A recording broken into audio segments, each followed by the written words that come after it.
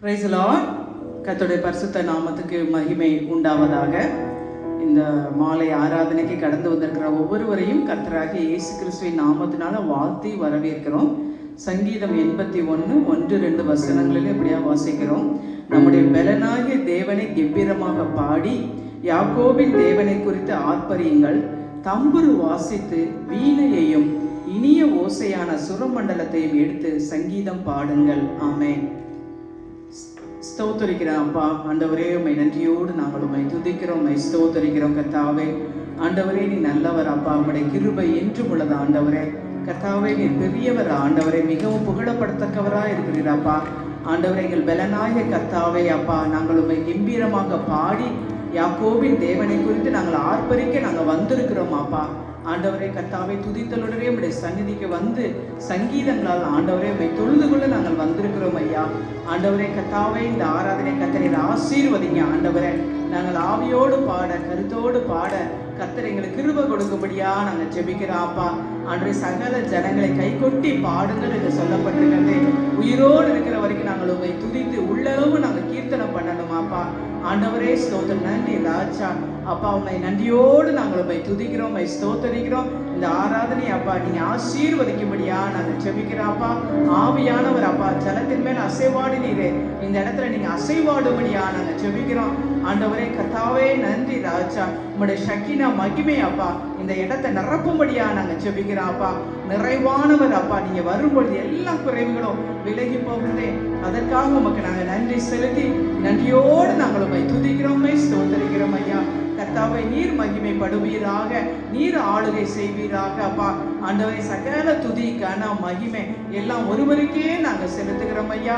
ஆண்டவரை நீங்க ஆண்டவரே அப்பா ஆராதனை வேலை அப்பா, செய்தியின் வேலை ஆண்டவரே அப்பா, சண்டே ஸ்கூல் ஆண்டவரே இன்றைக்கு இருக்கிற அப்பா, பேப்டிசம் அப்பா, எல்லாவற்றையும் கர்த்தர் நீங்க பிளஸ் பண்ணி தரும்படியாக நாங்கள் ஜெபிக்கிறோம் அப்பா. சகல தடைகளை விலக்குகிற தேவன் அப்பா முன்பாக கடந்து செல்லும்படியா நாங்கள் ஜெபிக்கிறோம். அந்த தடைகளை விலக்குவீராக, வருகிற ஜனங்களை கர்த்தர் துரிதமாய் நீர் அழைத்து வரும்படியா நாங்கள் ஜெபிக்கிறோம்ப்பா. நன்றி ஆண்டவரே. மீட்பரும் இரட்சகரும் ஆகிய இயேசுவின் மூலம் ஜெபிக்கிறோம் நல்ல பிதாவே. ஆமென் ஆமென். ஹல்லேலூயா. எல்லாம் உற்சாகமா கரங்களை தட்டி எல்லாம் இந்த ரீதி ஜெபிக்கலாமா? வாக்கு பண்ணினவர் மாறிடார், வாக்கு தத்தம் நிறைவேற்றுவார். எத்தனை பேர் சொல்றீங்க கடவுள் நம்மளுக்கு பைபிள் எத்தனை வாக்கு தத்தம் கொடுத்துருக்காரு? யாருக்காவது நம்பர் தெரியுமா? எக்ஸாக்ட் நம்பர் யாருக்காவது? யாருக்குமே தெரியாதுல்ல, எனக்கும் தெரியாது. அதனால அவருக்கு நமக்கு என்னடங்காத வாக்கு தத்தம் அவர் he's given us and every day, even in our lives, in our everyday prayers, நம்மளோட வாழ்க்கையில இருக்கட்டும், நம்மளோட குடும்பங்கள்ல டிஃப்ரெண்ட் ஃபெசட்ஸில் கடவுள் நமக்கு கொடுத்த வாக்கு நிறைவேற்றுகிற கர்த்தராக இருக்கிறார். அதனால எல்லாரும் உற்சாகமாக கரங்களை தட்டி இந்த பாட்டை நம்ம பாட போகிறோம். வாக்கு பண்ணினவர் மாறிடார், வாக்கு தத்தம் நிறைவேற்றுவார்.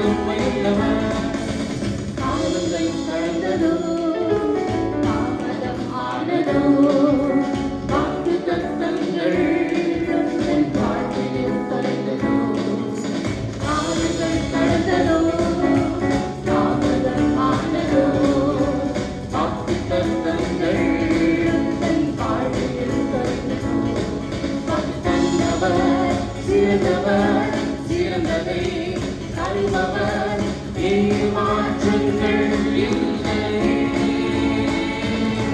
வாக்கு தந்தவர் சிறந்தவர் சிறந்ததை தருபவர் ஏமாற்றங்கள் இல்லை.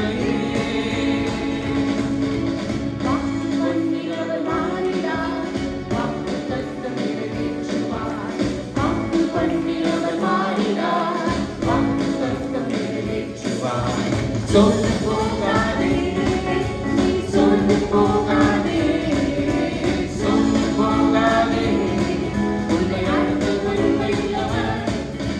சோர்ந்து போகாதே, நீ சோர்ந்து போகாதே, சோர்ந்து போகாதே, உன்னை அடுத்த உண்மையுள்ளவர். ஹல்லேலூயா.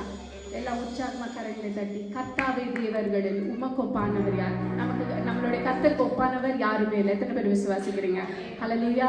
எல்லாம் உற்சாகமா இந்த பாடலை கூட நம்ம பாடலாம். கர்த்தாவே தேவர்களில் உமக்கு ஒப்பானவர் யார்? வானத்திலும் பூமியிலும் உமக்கு ஒப்பானவர் யார்?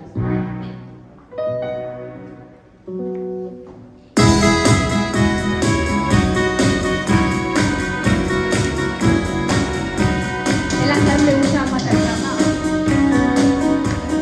நம்மளை எல்லா சூழ்நிலையிலும் அவர் நடத்துகிற கர்த்தராய் இருக்கிறார்.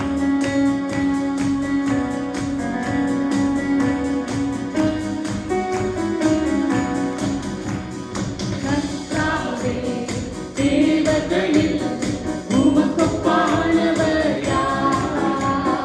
வானத்திலும் பூமியிலும் உமக்கு ஒப்பானவர் யார்?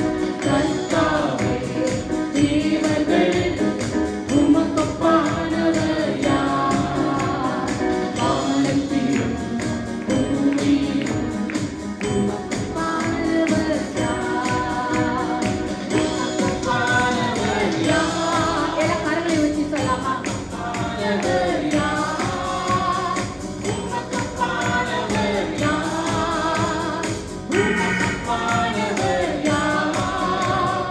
வானத்திலும் பூமியிலும் உமக்கு ஒப்பானவர் யார்? இந்த வானத்திலும் பூமியிலும் உமக்கு ஒப்பானவர் யார்?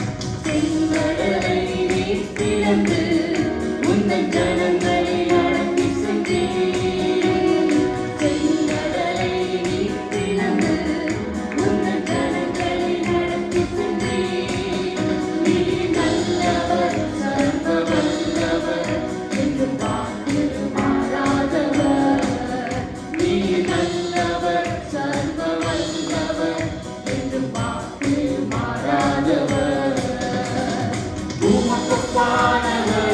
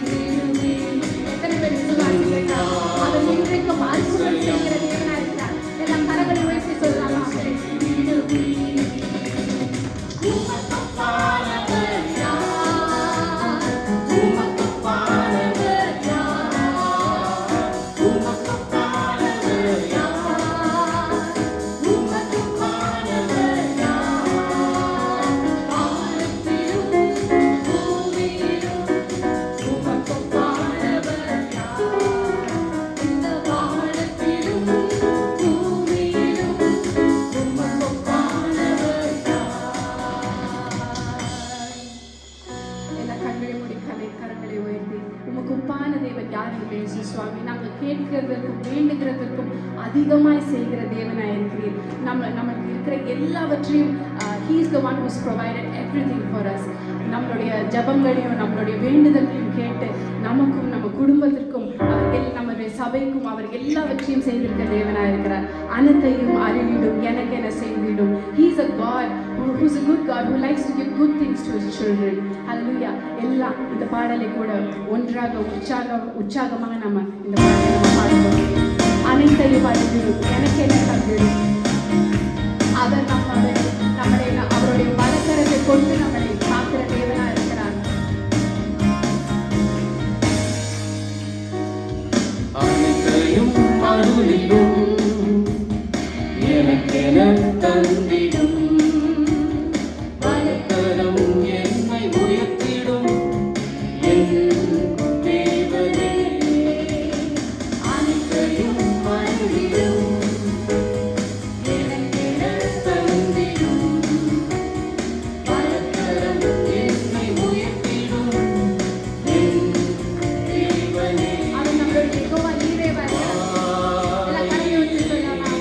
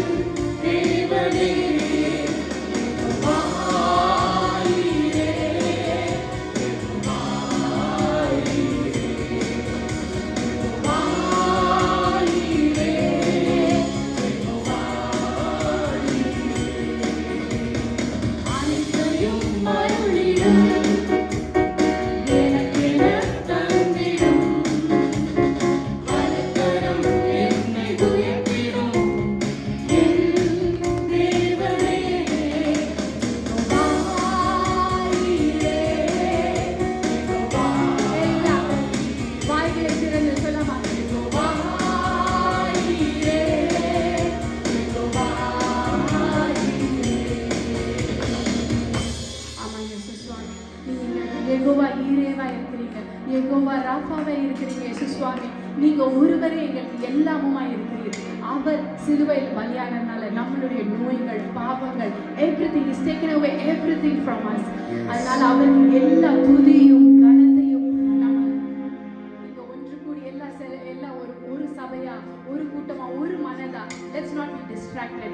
எல்லாம் ஒரு மனதாய் கண்களை மூடி கரங்களை உயர்த்தி முழு இருதயத்தோடு முழு ஆத்மாவோடு இயேசுப்பா உமக்கு நீங்க ஒருவரே எங்களோட துதிக்கும் கனத்திற்கும் பாத்திரரா இருக்கிறீர் என்று நம்ம சொல்லுவோமா?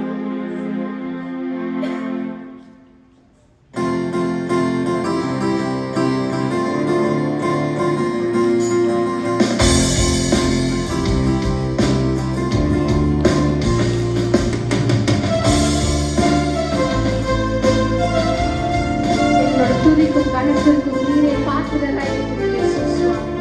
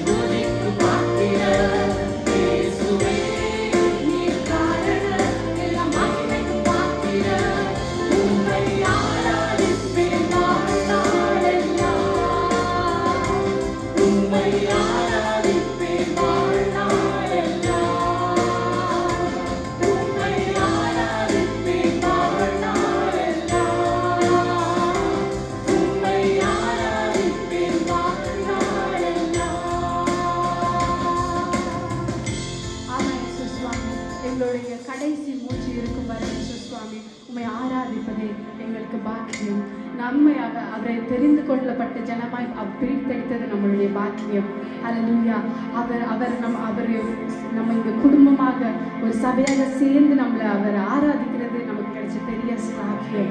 எல்லாரும் முழு இருதயத்தோடு கூட ஏசப்பா நீங்க எங்களை தேற்றுகிறவரா இருக்கிறீர்கள், யெகோவா நீரேவா இருக்கிறீர், இயேசு சுவாமி நீங்க எல்லாமா இருக்கிறீர்கள்.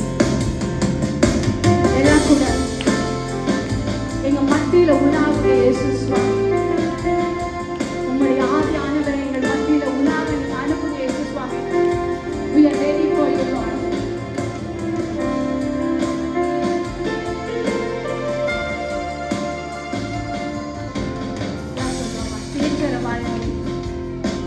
தேற்றரவாளனே என்னை தேடி வந்தீரே, தேற்றரவாளனே என்னை தேற்றும் தெய்வமே, தேற்றரவாளனே என்னை தேடி வந்தீரே, தேற்றரவாளனே என்னை தேற்றும் தெய்வமே.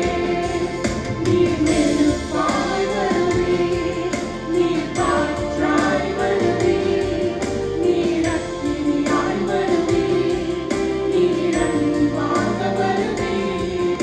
நீர் நெருப்பாய் வருவீர், நீர் காற்றாய் வருவீர், நீர் அக்கினியாய் வருவீர், நீர் அன்பாக வருவீர். அன்பாய் வந்தீரே, என்னை அணைத்துக் கொண்டீரே, உம் கரத்தை நீட்டியே என்னை சேர்த்துக் கொண்டீரே. அன்பாய் வந்தீரே, என்னை அணைத்துக் கொண்டீரே, உம் கரத்தை நீட்டியே என்னை சேர்த்துக் கொண்டீரே.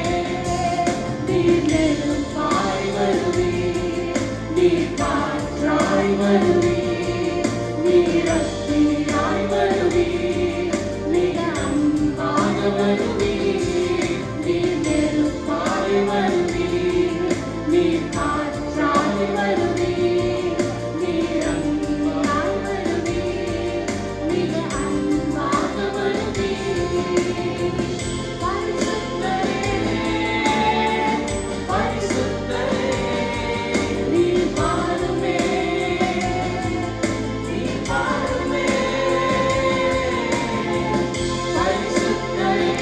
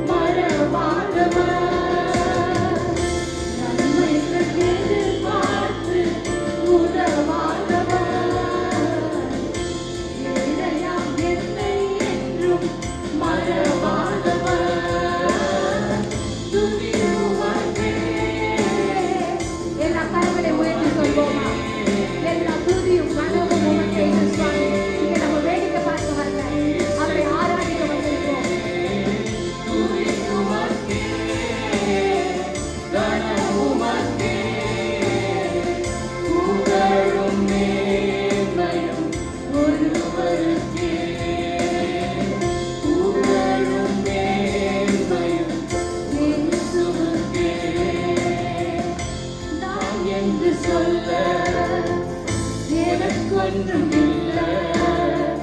திறமனு சொல்ல என்னிடம் எதுவும் இல்லை. நான் என்று சொல்ல எனக்கொன்றும் இல்லை. திறமனு சொல்ல என்னிடம் எதுவும் இல்லை. தகுதியில்லா என்னை உயர்த்தினது உங்க கிருபை. தகுதியில்லா என்னை உயர்த்தினது உங்க கிருபை. உங்க கிருபை இல்லைனா எத்தனை பேர் சொல்லுவாங்க நானும் இல்லை. அவருடைய கிருபை இல்லைன்னா நம்ம இங்க நிற்க மாட்டோம். ஏன்னா கரங்களை உயர்த்தி உங்களுடைய கிருபை போதும் என்று சுவாமி. உங்க கிருபை வேண்டுமே. உங்க கிருபை போதுமே. உங்க கிருபை இல்லாம நான் ஒன்றும் இல்லையே. உங்க கிருபை வேண்டுமே. உங்க கிருபை போதுமே. உங்க கிருபை இல்லாம நான் ஒன்றும் இல்லையே. இயேசுவே என் பெயரே, என் துருகமே, உம்மை ஆராதிப்பேன். என் அரணம், என் கோட்டையுமே, உம்மை ஆராதிப்பேன். என் பெயரே, என் துருகமே, உம்மை ஆராதிப்பேன். என் அரணம், என் கோட்டையுமே, உம்மை ஆராதிப்பேன். ஆராதிப்பேன் இயேசுவையே.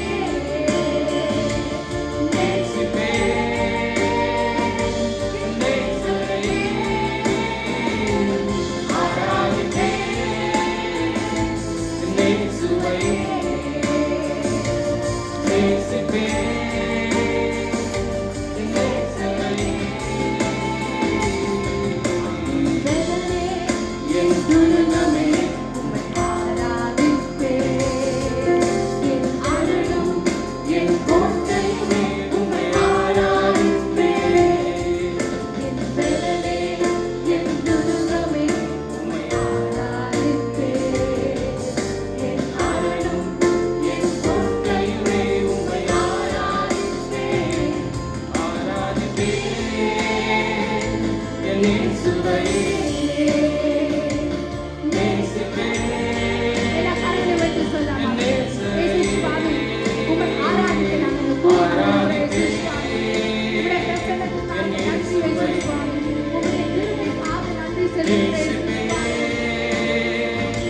என் நேசரே. கிருபை வேண்டுமே.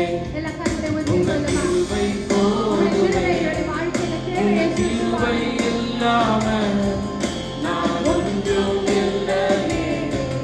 உங்க கிருபை எங்களுடைய வாழ்க்கையில், எங்களுடைய பிள்ளைகளுடைய வாழ்க்கையில் இயேசு சுவாமி, எங்களுடைய உங்க சபையிலும் கிருபை இல்லாம தேவை இயேசு சுவாமி. ஒன்றும் இல்லையே. இயேசுவே. திருப்பி நாம் சொல்வோமா? உங்க கிருபை வேண்டுமே. உங்க கிருபை போதுமே. உங்க கிருபை இல்லாம நான் ஒன்றும் இல்லையே. உங்க கிருபை வேண்டுமே. உங்க கிருபை போதுமே. உங்க கிருபை இல்லாம நான் ஒன்றும் இல்லையே.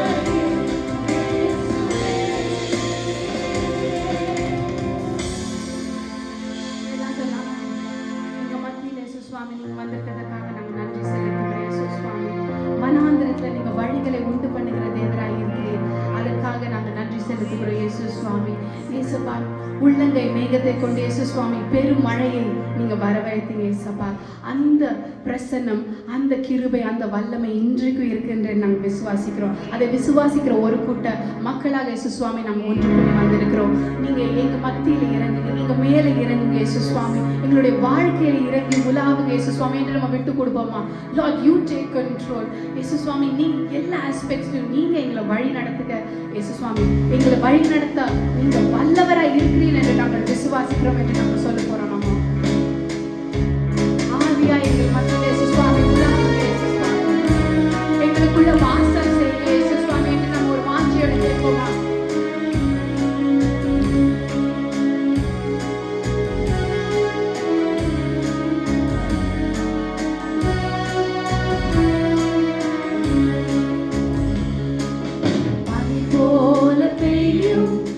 பரிசுத்தரே, மழையாக பொழியும் ஆவியே, பனி போல பெய்யும். எல்லாம் ஒரு இருதயத்தின் வாஞ்சையோட கேட்போமா?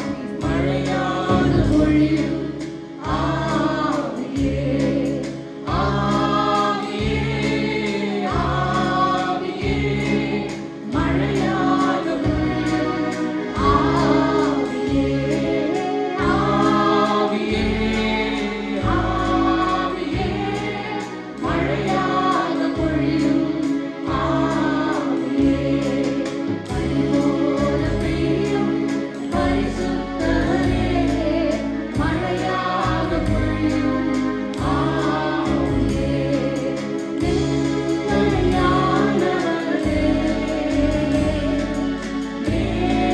மேகஸ்தம்பமே, வெண்மையானவரே, மேகஸ்தம்பமே, ஊற்று தண்ணீர் ஜீவநதி, ஊற்று தண்ணீர் ஜீவநதி, ஆனந்த தைலமே, ஆஹா ஆனந்த தைலமே, பனி போல பெய்யும் பரிசுத்தரே, மழையாக பொழியும் ஆவியே, பனி போல பெய்யும் பரிசுத்தரே, மழையாக பொழியும் ஆவியே, யுத்தங்கள் செய்பவரே, யோர்தானை பிளந்தவரே. எத்தனை பேர் விசுவாசிக்கிறீங்க?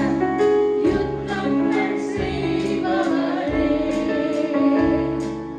யோர்தானை பிளந்தவரே, பெருமழையாய் பிரவேசித்த, பெருமழையாய் பிரவேசித்த, உள்ளங்கை மேகமே, ஆஹா உள்ளங்கை மேகமே. எல்லா வாய்களை திறந்து சத்தமாக பாடுவோமா? பெய்யும் பரிசுத்தரே, மழையாக பொழியும் ஆவியே, பனி போல பெய்யும் பரிசுத்தரே, மழையாக பொழியும் ஆவியே, பரந்த நிலங்களிலே வாய்க்கால்கள் அமைப்பவரே, எந்த நிலைமையில இருந்தாலும் He's more than enough. வாய்க்கால்கள் அமைப்பவரே, கனி தரும் மரமாக, கனி தரும் மரமாக, காப்பாற்றி வளர்ப்பவரே, ஆஹா காப்பாற்றி வளர்ப்பவரே, பனி போல பெய்யும் பரிசுத்தரே, மழையாக பொழியும் ஆவியே, பனி போல பெய்யும் பரிசுத்தரே, மழையாக பொழியும் ஆவியே, ஆவியே, ஆவியே, மழையாக பொழியும் ஆவியே, ஆவியே, ஆவியே, மழையாக பொழியும் ஆவியே. செய்கிறவர் நம் மத்தியிலே கடந்து வந்திருக்கிறார். யோர்தானை பிளந்தவர் நம் மத்தியிலே கடந்து வந்திருக்கிறார். செங்கடலை பிளங்க செய்தவர் நம் மத்தியிலே கடந்து வந்திருக்கிறார். இன்றைக்கு நம்ம ஒவ்வொருவருடைய வாழ்க்கையிலும் என்ன யுத்தங்களை நாம் மேலிட்டுக் கொண்டிருக்கிறோம். லவோதிசியா சபையை பார்த்து தேவன் சொன்னார், நீ ஐஸ்வர்யமானாய் இருந்தும் தரித்திரனாய் இருக்கிறாய். நீ விலையுயர்ந்த உடை உடுத்தியும் நீ நிர்வாணியாய் இருக்கிறாய் என்று தேவன் அவர்களை பார்த்து சொன்னார். நீ பரிசுத்தன் என்று உன்னை எண்ணிக்கொண்டு நீ சாவுக்கு எதுவாய் இருக்கிறாய் என்று சொன்னார். இன்றைக்கு நம்முடைய வாழ்க்கையில மாம்சத்தின் கிரியைகளினால, மாம்சத்தின் பலத்தினால நாம் யுத்தங்களை மேலிடும் பொழுது ஆண்டவர் காத்துக் கொண்டிருக்கிறார் நமக்காய். இன்றைக்கு ஒவ்வொருவருடைய வாழ்க்கையிலும் என்ன யுத்தங்கள்? அவர் சொல்லுகிறார், யுத்தங்களை செய்கிறவர் நான். நீ சும்மா இருந்து இஸ்ரவேலுக்கு நான் செய்யும் மீட்பை நீ காண்பாய் என்று சொன்ன தேவன் இன்று நம் ஒவ்வொருவருடைய வாழ்க்கையிலும் சொல்லுகிறார், என் மகனே, என் மகளே, உன் வாழ்க்கையின் யுத்தங்களை என்னிடத்துல ஒப்புக்கொடு, உன் போராட்டங்களை என்னிடத்துல ஒப்புக்கொடு. மாம்சத்தோடு இந்த யுத்தம் அல்ல, துரைத்தனங்களோடும் அதிகாரத்தோடும் உள்ளதான இந்த யுத்தத்தை உனக்காய் நான் மேலிடுவேன், உனக்காய் நான் ஜெயம் எடுப்பேன், உனக்காய் நான் ரத்தம் சுத்தி இருக்கிறேன். நீ உன்னை தாழ்த்தி ஒப்பு கொடுப்பாயா? நீச்சல் அளவு ஆழத்திற்கு நீ வருவாயா? எசேக்கியேலின் புத்தகத்துல வாசிக்கும் பொழுது எசேக்கியேல் பரம தீர்க்கதரிசி தான். நீச்சல் ஆழத்திற்கு வந்த பொழுது அவனால தாங்க முடியல. ஆனால் தேவனுடைய கிருபை அப்போதுதான் அவனை தாங்கினது. இன்றைக்கு நம்முடைய படிப்பு நம்மை தாங்கிக் கொண்டிருக்கிறதா? நம்முடைய ஐஸ்வர்யம் நம்மை தாங்கிக் கொண்டிருக்கிறதா? நம்முடைய வேலை நம்மை தாங்கிக் கொண்டிருக்கிறதா? நம்முடைய குடும்பம் நம்மை தாங்கிக் கொண்டிருக்கிறதா? இன்றைக்கு சொல்லுவோமா, என்னை தாங்குகிறவர் நீர் ஆண்டவரே, என்னை ஏற்றுகிறவர் நீர் ஆண்டவரே, என்னை சுமக்கிறவர் நீர் ஆண்டவரே, என்னை தப்புவிக்கிறவர் நீர் ஆண்டவரே, என் யுத்தங்களை செய்கிறவர் நீர் ஆண்டவரே, எனக்காய் ஜெயம் எடுக்கிறவர் நீர் ஆண்டவரே. என் ஜெய கிறிஸ்து, என் மகிமையோ, என் நன்மையோ, என் கிருபையோ உம்மால வரும் ஆண்டவரே. ஜெயமோ கர்த்தரால வரும். அந்த ஜெயத்தை நீர் எனக்கு பெற்றுக் கொடுக்கிறதற்காய் உமக்கு நான் நன்றி செலுத்துகிறேன் ஆண்டவரே. இந்த நாளில் அந்த மன தாழ்மையை எனக்கு கொடுங்க, எங்கள் ஒவ்வொருவருக்கும் கொடுங்க. ஒன்றுமில்லாமல் நாங்க பாடினது போல ஒன்றுமில்லாமல் வந்தோம் ஆண்டவரே, வெறுங்கையராய் வந்தோம் ஆண்டவரே. எங்களை பரிவாரங்களோடு நிற்க பண்ணி இருக்கிறீரே, இயேசுவின் குடும்பத்தோடு சேர்த்திருக்கிறீரே, உடைய பரிசுத்த இரத்தத்தினால விலைக்கரையும் கொடுத்து வாங்கி இருக்கிறீரே. அதை உணர்ந்தவர்களாய் உம்மை சார்ந்து நிற்க, உம்மை சார்ந்து ஓட, உம்மோடு நடக்க நீர் எங்களுக்கு கிருபை கொடுப்பீராக. பரிசுத்த ஆவியின் வல்லமையினால, நீர் எங்களுக்கு போதித்தவைகளை நினைப்பூட்டுகிற பரிசுத்த ஆவியின் வல்லமையினால, குமாரன் இயேசுவின் நாமத்தினால பிதாவிடத்தில் இந்த ஜெபங்களை ஏறெடுக்கிறோம். ஜீவனுள்ள நல்ல பிதாவே, ஆமென், ஆமென், ஆமென். Praise the Lord. Greetings in the name of Jesus Christ, who is the same yesterday, today and forever. இந்த வாரத்துக்கு அனௌன்ஸ்மெண்ட், இந்த வாரம் நைட் ப்ரேயர் இருக்குது ஜோசப் சீதா ஹவுஸில், ஃப்ரைடே நைட் at 7:30. இந்த வாரத்துக்குள்ள பர்த்டேஸ் அண்ட் ஆனிவர்சரிஸ் யாராக இருந்தீங்கன்னா, if you can come forward, pastor will pray for you. May 18th to May 24th. Okay. இந்த சர்வீஸ் முடிஞ்ச பிறகு பேப்டிசம் சர்வீஸ் இருக்குது. It will be on the main Chappell. So இந்த வழியாக கீழே போய் மெயின் சாப்பல் போகும். Just for information. தேங்க்யூ.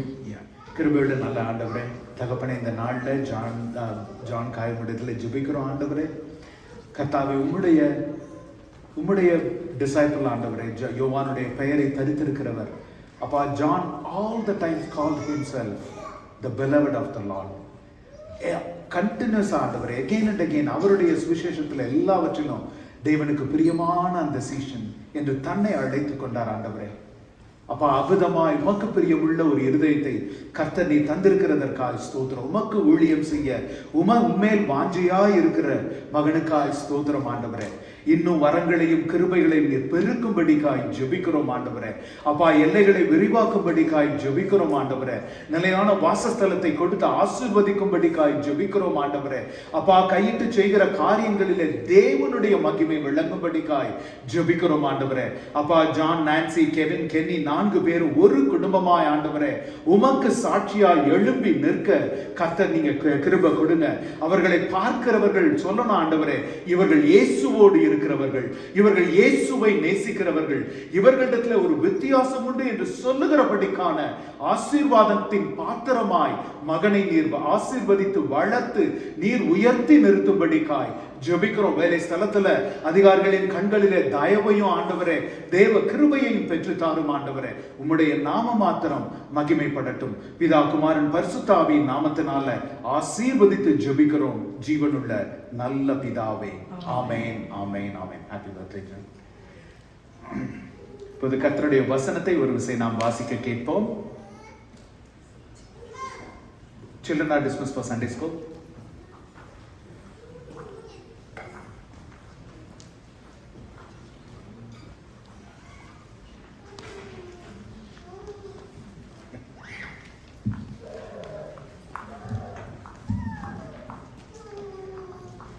வாசிக்கும்படியாக குறிக்கப்பட்ட வேத பகுதி மத்தேயு 3ஆம் அதிகாரம் 13ஆம் வசனம் முதல் 17ஆம் வசனம் முடிய. மத்தேயு 3ஆம் அதிகாரம். அப்பொழுது யோவானால் ஞானஸ்நானம் பெறுவதற்கு இயேசு கலிலேயாவை விட்டு யோர்தானுக்கு அருகே அவனிடத்தில் வந்தார். யோவான் அவருக்கு தடை செய்து, நான் உம்மாலே ஞானஸ்நானம் பெற வேண்டியதாயிருக்க நீர் என்னிடத்தில் வரலாமா என்றான். இயேசு அவனுக்கு பிரதியுத்தரமாக, இப்பொழுது இடங்கொடு, இப்படி எல்லா நீதியையும் நிறைவேற்றுவது நமக்கு ஏற்றதா இருக்கிறது என்றார். அப்பொழுது அவருக்கு இடம் கொடுத்தான். இயேசு ஞானஸ்நானம் பெற்று ஜலத்திலிருந்து கரை ஏறினவுடனே இதோ வானம் அவருக்கு திறக்கப்பட்டது. தேவ ஆவி புறாவை போல இறங்கி தம்மேல் வருகிறதை கண்டார். அன்றியும் வானத்திலிருந்து ஒரு சத்தம் உண்டாகி, இவர் என்னுடைய நேசகுமாரன், இவரில் பிரியமாயிருக்கிறேன் என்று உரைத்தது. ஆமென், ஆமென். நான் இந்த ஆராதனைக்காக ஜெபித்து கர்த்தருடைய சமூகத்தில் காத்திருந்த பொழுது, இன்று மதியம் கூட கர்த்தருடைய சமூகத்தில் அமர்ந்த ஜெபத்தில் காத்திருந்த பொழுது ஆவியானவர் எனக்கு கொடுத்த ஒரு வார்த்தை, beyond comprehension. Those are the two words that kept coming to my mind. மீண்டுமாய் நான் இதற்காய் ஏன்னா ஒரு குறிப்பாய் திருவிருந்த ஆராதனை, ஞானஸ்தான ஆராதனை, அதற்கெல்லாம் விசேஷமாய் காத்திருந்து ஜெபிக்கிறது வழக்கம். ஸோ நம்ம சும்மா ஓவர் நைட்டா last month we decided this month will அந்த அவ்விதமாய் அல்ல. நீண்ட நாட்களாய் ஜெபித்து கர்த்தருடைய சமூகத்தில் வரும் பொழுது this word was continuously beyond comprehension. நார்மலா வேதத்துல நம்ம பார்த்தீங்கன்னா, இப்போ இன்றைக்கு நாம ஆராதனை முடித்து விட்டு then we'll go to the main sanctuary, get the baptism done and then come back. We have some fellowship and snacks here. வேதத்துல ஒரு காரியத்தை ஒரு தடவை சொன்னாலே நம்ம கவனமா கேட்கணும். நம்ம கவனிச்சு அதன்படி நாம செய்கிறோமா வாழ்றோமா என்று பார்க்கணும். 2 தடவை சொன்னா இன்னும் எம்பசிஸ். சில நேரத்துல பாத்தீங்கன்னா behold அப்படின்னு ஆண்டவர் சொல்லுவார். அப்படின்னா stop doing everything that you are doing and listen. அதான் behold. மற்ற எல்லாத்தையும் விட்டுட்டு ஒரு நிமிஷம் ஃபோக்கஸ் பண்ணு, கான்சென்ட்ரேட் பண்ணு. அதுக்கு பேர் தான் behold. ஸோ இந்த மாதிரி there is a lot of emphasis. ஆனால் வேதத்தில் மீண்டுமாய் 4 சுவிசேஷங்களிலும் சொல்லப்பட்டிருக்கிற சில காரியங்கள் உண்டு. ஒரு சுவிசேஷம் 2 சுவிசேஷம் இல்லை, 4 சுவிசேஷங்களே சொல்லப்பட்டிருக்கிறது. ஃபார் எக்ஸாம்பிள், இயேசுவனுடைய ஞானஸ்தானம் 4 இடத்திலும் சொல்லப்பட்டிருக்கிறது. அவருடைய மறுரூபம், அவருடைய சிலுவை மரணம், அவருடைய உயிர்த்தெழுதல், அவர் பரலோகத்திற்கு எடுத்துக்கொள்ளும், இவை எல்லாம் 4 சுவிசேஷங்களிலும் சொல்லப்பட்டிருக்கிறது. நான் எப்பவுமே சொல்லுவேன், வேதத்தை நம்ம 2 பகுதிகளை ஓல்ட் டெஸ்டமென்ட் நியூ டெஸ்டமென்ட் பார்க்க கூடாது, 3 பகுதிகளாய் பார்க்கணும் எப்பவுமே. He will come, he has come, he will come again. அதுதான் பைபிள். சரியா? நம்ம இந்த நியூ டெஸ்டமென்ட் ஓல்ட் டெஸ்டமென்ட் பிரிச்சது நம்ம கேனானிக்கல் ஸ்கிரிப்சர்ஸ். வேதத்தை முழுவதும் நீங்க எடுத்து பார்த்தீங்கன்னா, பழைய ஏற்பாடு ஆதியாகமம் துவங்கி மல்கியாவின் புத்தகம் வரை சொல்றதெல்லாம் என்ன? He is coming. அவர் வருகிறார், மீட்பர் வருகிறார், ரட்சகர் வருகிறார், ஒரு deliverer is coming. அதுதான் அது. அடுத்த முதல் 4 சுவிசேஷங்களும் அவர் வந்து விட்டார், அவர் இங்கே இருக்கிறார். பாவத்துக்கு திரும்பி நீங்க பரிசுத்தத்துக்கு திரும்புங்க, பரிசுத்தத்துக்கு வாங்க, அவரை விசுவசிங்க, அவர் ஜீவ தண்ணீர். அதுதான் 4 சுவிசேஷங்கள். அதுக்கப்புறம் அப்போஸ்தலர் நடவடிக்கைகளிலிருந்து வெளிப்படுத்தின சுவிசேஷம் வரைக்கும் ஒரே ஒரு செய்தி தான், அவர் வரப்போகிறார். He is coming, he is coming. அது மட்டும்தான். வெறும் ரெவலேஷன் மட்டும் அவரை பற்றி சொல்லுகிறதல்ல, வெறும் சுவிசேஷம் மட்டும் இயேசுவை பற்றி சொல்லுகிறதல்ல, ஆதியாகமம் தொடங்கி வெளிப்படுத்தின விசேஷம் வரைக்கும் சொல்லுகிறது ஒரே ஒருவரை பற்றி, அது இயேசுவை பற்றி. அதுவும் குறிப்பாக அந்த he has come, இயேசுவனுடைய, நான் எப்பவுமே சீஷர்கள் இயேசுவனுடைய காலகட்டத்தில் வாழ்ந்தார்கள் இல்லையா? அந்த காலகட்டத்தில் இயேசுவானவர் அவர்களோடு நேரடியாய் இடைப்பட்டு நேரடியாய் போதித்து அவ்விதமான காரியங்கள், அவர் என்ன காரியங்களை சொல்லி விட்டு சென்றாரோ அந்த காரியங்களை பரிசுத்த ஆவியானவர் இந்த நாட்களிலே நமக்கு நினைவுபடுத்தி கொண்டிருக்கிறார். அவர் தனியா ஒரு புத்தகம் எழுதல, ஒரு 3வது புத்தகம் என்று அவர் எழுதல. அவர் இயேசுவானவர் என்ன போதித்தாரோ, அவரை குறித்து தீர்க்க தரிசனமாய் பழைய ஏற்பாட்டில் என்ன சொல்லப்பட்டிருக்கிறதோ அதை பரிசுத்த ஆவியானவர் இந்த நாட்களில நமக்கு நினைவுபடுத்தி கொண்டிருக்கிறார். அப்படி நினைவுபடுத்தப்படும் பொழுது 4 சுவிசேஷங்களிலும் இருக்கிற இந்த காரியங்கள் ஈவன் ஒரு இடத்துல நம்ம மிஸ் பண்ணிட்டா கூட மற்ற இடத்துல like we need to really we'll catch it. அதுக்காக தான் அது நமக்கு சொல்லப்பட்டிருக்கிறது. இயேசுவானவர் அதை நம்ம ஆவியானவர் அதை நமக்கு கொடுத்திருக்கிறார். யோசிச்சு பாருங்க, 30 years Jesus has been in dormancy. சொல்லப்போனா even Mary and Joseph would have wondered, அடடா ஒரு பயங்கரமா ஒரு தரிசனம்லாம் வந்ததே, என்னென்னமோ சொன்னாங்களே, இவர் தேவகுமாரன், உன் இருதயத்தை ஒரு வாழ் ஊடுருவும், இப்படிலாம் சொன்னாங்களே. ஆனா என்ன 5 வருஷம் ஆச்சு, 10 வருஷம் ஆச்சு, 15 வருஷம் ஆச்சு, 20 வருஷம் ஆச்சு, இன்னும் ஒண்ணு நடக்க. ஜஸ்ட் மேரி அண்ட் ஜோசப் நம்மளை போல சாதாரணமான மனுஷங்க இல்லையா, மாம்சத்தின் மனுஷங்க. யோசிச்சிருப்பாங்க எப்போ நடக்க போகுது, என்ன நடக்க போகுது, இது பாசிட்டிவா இருக்குமா இல்லை நெகட்டிவா இருக்குமா, என்ன எப்படி நாம ஆயத்தப்படுகிறது, அவங்க கூட யோசிச்சிருப்பாங்க. 30 வருஷம் ஆச்சு, ஒண்ணுமே இல்லையே. See, God could have used any situation to unveil Jesus to the world. உலகத்திற்கு இயேசுவை வெளிப்படுத்துகிறதற்கு தேவன் எந்த விதமான சூழ்நிலைகளையும் ஏற்படுத்தி இருக்க முடியும்.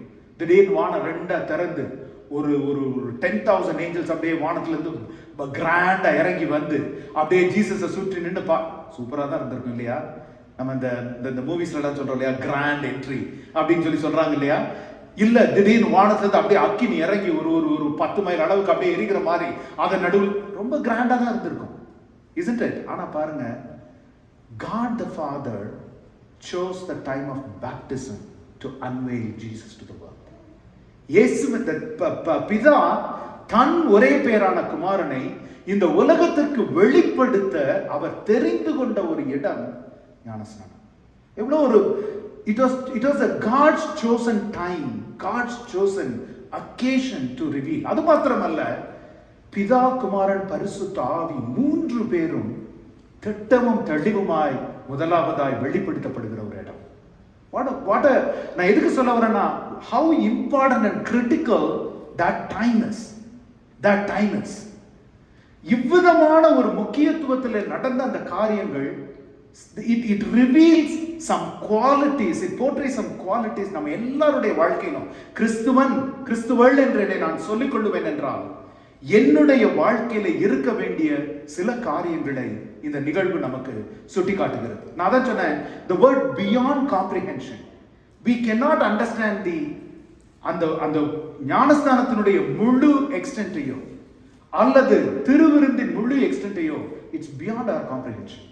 நம்மால் மனித புத்திக்கு மீறின ஒரு காரியங்கள். இப்ப பாருங்க, முதல் காரியம் ஞானஸ்தானம், இயேசுடைய ஞானஸ்தானம் நமக்கு கற்றுக் கொடுக்கிறது கர்த்தருக்கு காத்திருக்கிறது எவ்வளவு முக்கியம் என்று. The patient waiting upon the Lord.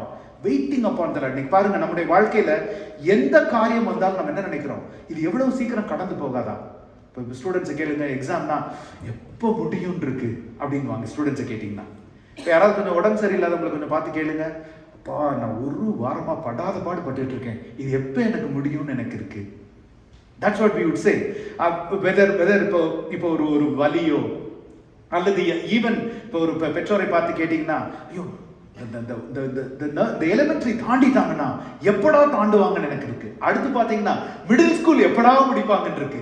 அடுத்து ஹை ஸ்கூல், அதுக்கப்புறம் காலேஜ், அதுக்கப்புறம் மேரேஜ், அதுக்கப்புறம் சில்ட்ரன், அப்புறம் சைக்கிள் திரும்ப ரிப்பீட் ஆகும். அப்புறம் அவங்க சில்ட்ரன் சொல்லுவாங்க எப்படா element. See, this cycle never ends. We want everything to be gotten over soon. Think about Jesus. இயேசுவானவரை யோசிச்சு பாருங்க, 30 வருடங்கள் அவர் காத்திருக்கிறது ஒரு ஜாக்பாட் எனக்கு வரப்போ 30 வயதாகும் போது உனக்கு ஒரு $10 million வரும்னு சொன்னா காத்திருக்கிறது வேற விஷயம், ரைட்? 30 வருடங்கள் கழித்து அவர் எதற்கா இந்த பூமியில வந்தார் என்பதை அவர் அறிந்திருக்கிறார். என்ன வேதனை அவருக்காய் காத்திருக்கிறது என்பதை அவர் அறிந்திருக்கிறார். ஆனா அதுக்காக patiently he waited for 30 years. எபிரேயர் 10:36 அழகாய் சொல்லுகிறது, நீங்கள் தேவனுடைய சித்தத்தின்படி செய்து வாக்குத்தத்தம் பண்ணப்பட்டதை பெறும்படிக்கு பொறுமை உங்களுக்கு வேண்டியதா இருக்கிறது.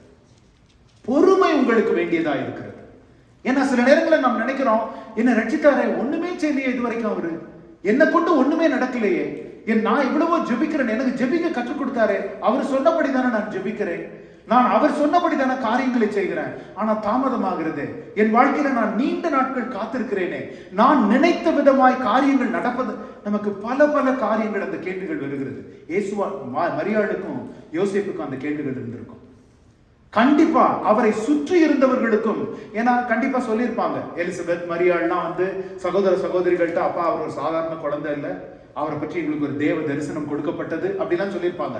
அவங்க பிரதர்ஸ்ல ஒருவேளை even they could have marked, என்னவோ பெரிய வானத்துல இருந்து இறங்கி வந்தார் தேவகுமாரன், நீங்க எங்களை மாதிரி தானே அவரும், so much that Jesus would have gone through. ஆனால் அவர் endurance இயேசுவானவர் இறுதி வரை நிலை நிற்கிறவனே என்று சொன்னபடி, எபிரேயர்ல 10:36 நான் வாசிக்கிறபடி முதல் காரியம் ஞானஸ்தானம் நமக்கு வெளிப்படுத்துகிறது, கர்த்தருக்காய் காத்திருக்கிற, அமர்ந்திருந்து நானே தேவன் என்று அறிந்து கொள்ளுங்கள் என்கிற விதமாய் காத்திருக்கிற. சும்மா வந்து நான் செய்யறது செஞ்சுட்டு இருப்பேன், அவர் எப்ப செய்யறாரோ அவர் செய்யட்டும், அவ்விதமானதல்ல, ஒரு எதிர்நோக்கோடு, எதிர்பார்ப்போடு, this is what I came for, and every single day, அது வலியோ வேதனையோ துன்பமோ சந்தோஷமோ அல்லது அக்களிப்போ எதுவா இருந்தாலும், it prepares me towards only one thing, and that's the will of God. அதனால அதுதான் எபிரேயர் 10:36 அழகாய் சொல்லப்பட்டு, நீங்கள் தேவனுடைய சித்தத்தின்படி செய்து வாக்குத்தத்தம் பண்ணப்பட்டதை பெரும் வரைக்கும் பெரும்படிக்கு பொறுமை உங்களுக்கு வேண்டியதாய் இருக்கிறது. முதலாவது காரியம், கர்த்தருக்கு காத்திருக்கிறதை ஞானஸ்தானம் நமக்கு கற்றுக் கொடுக்கிறது.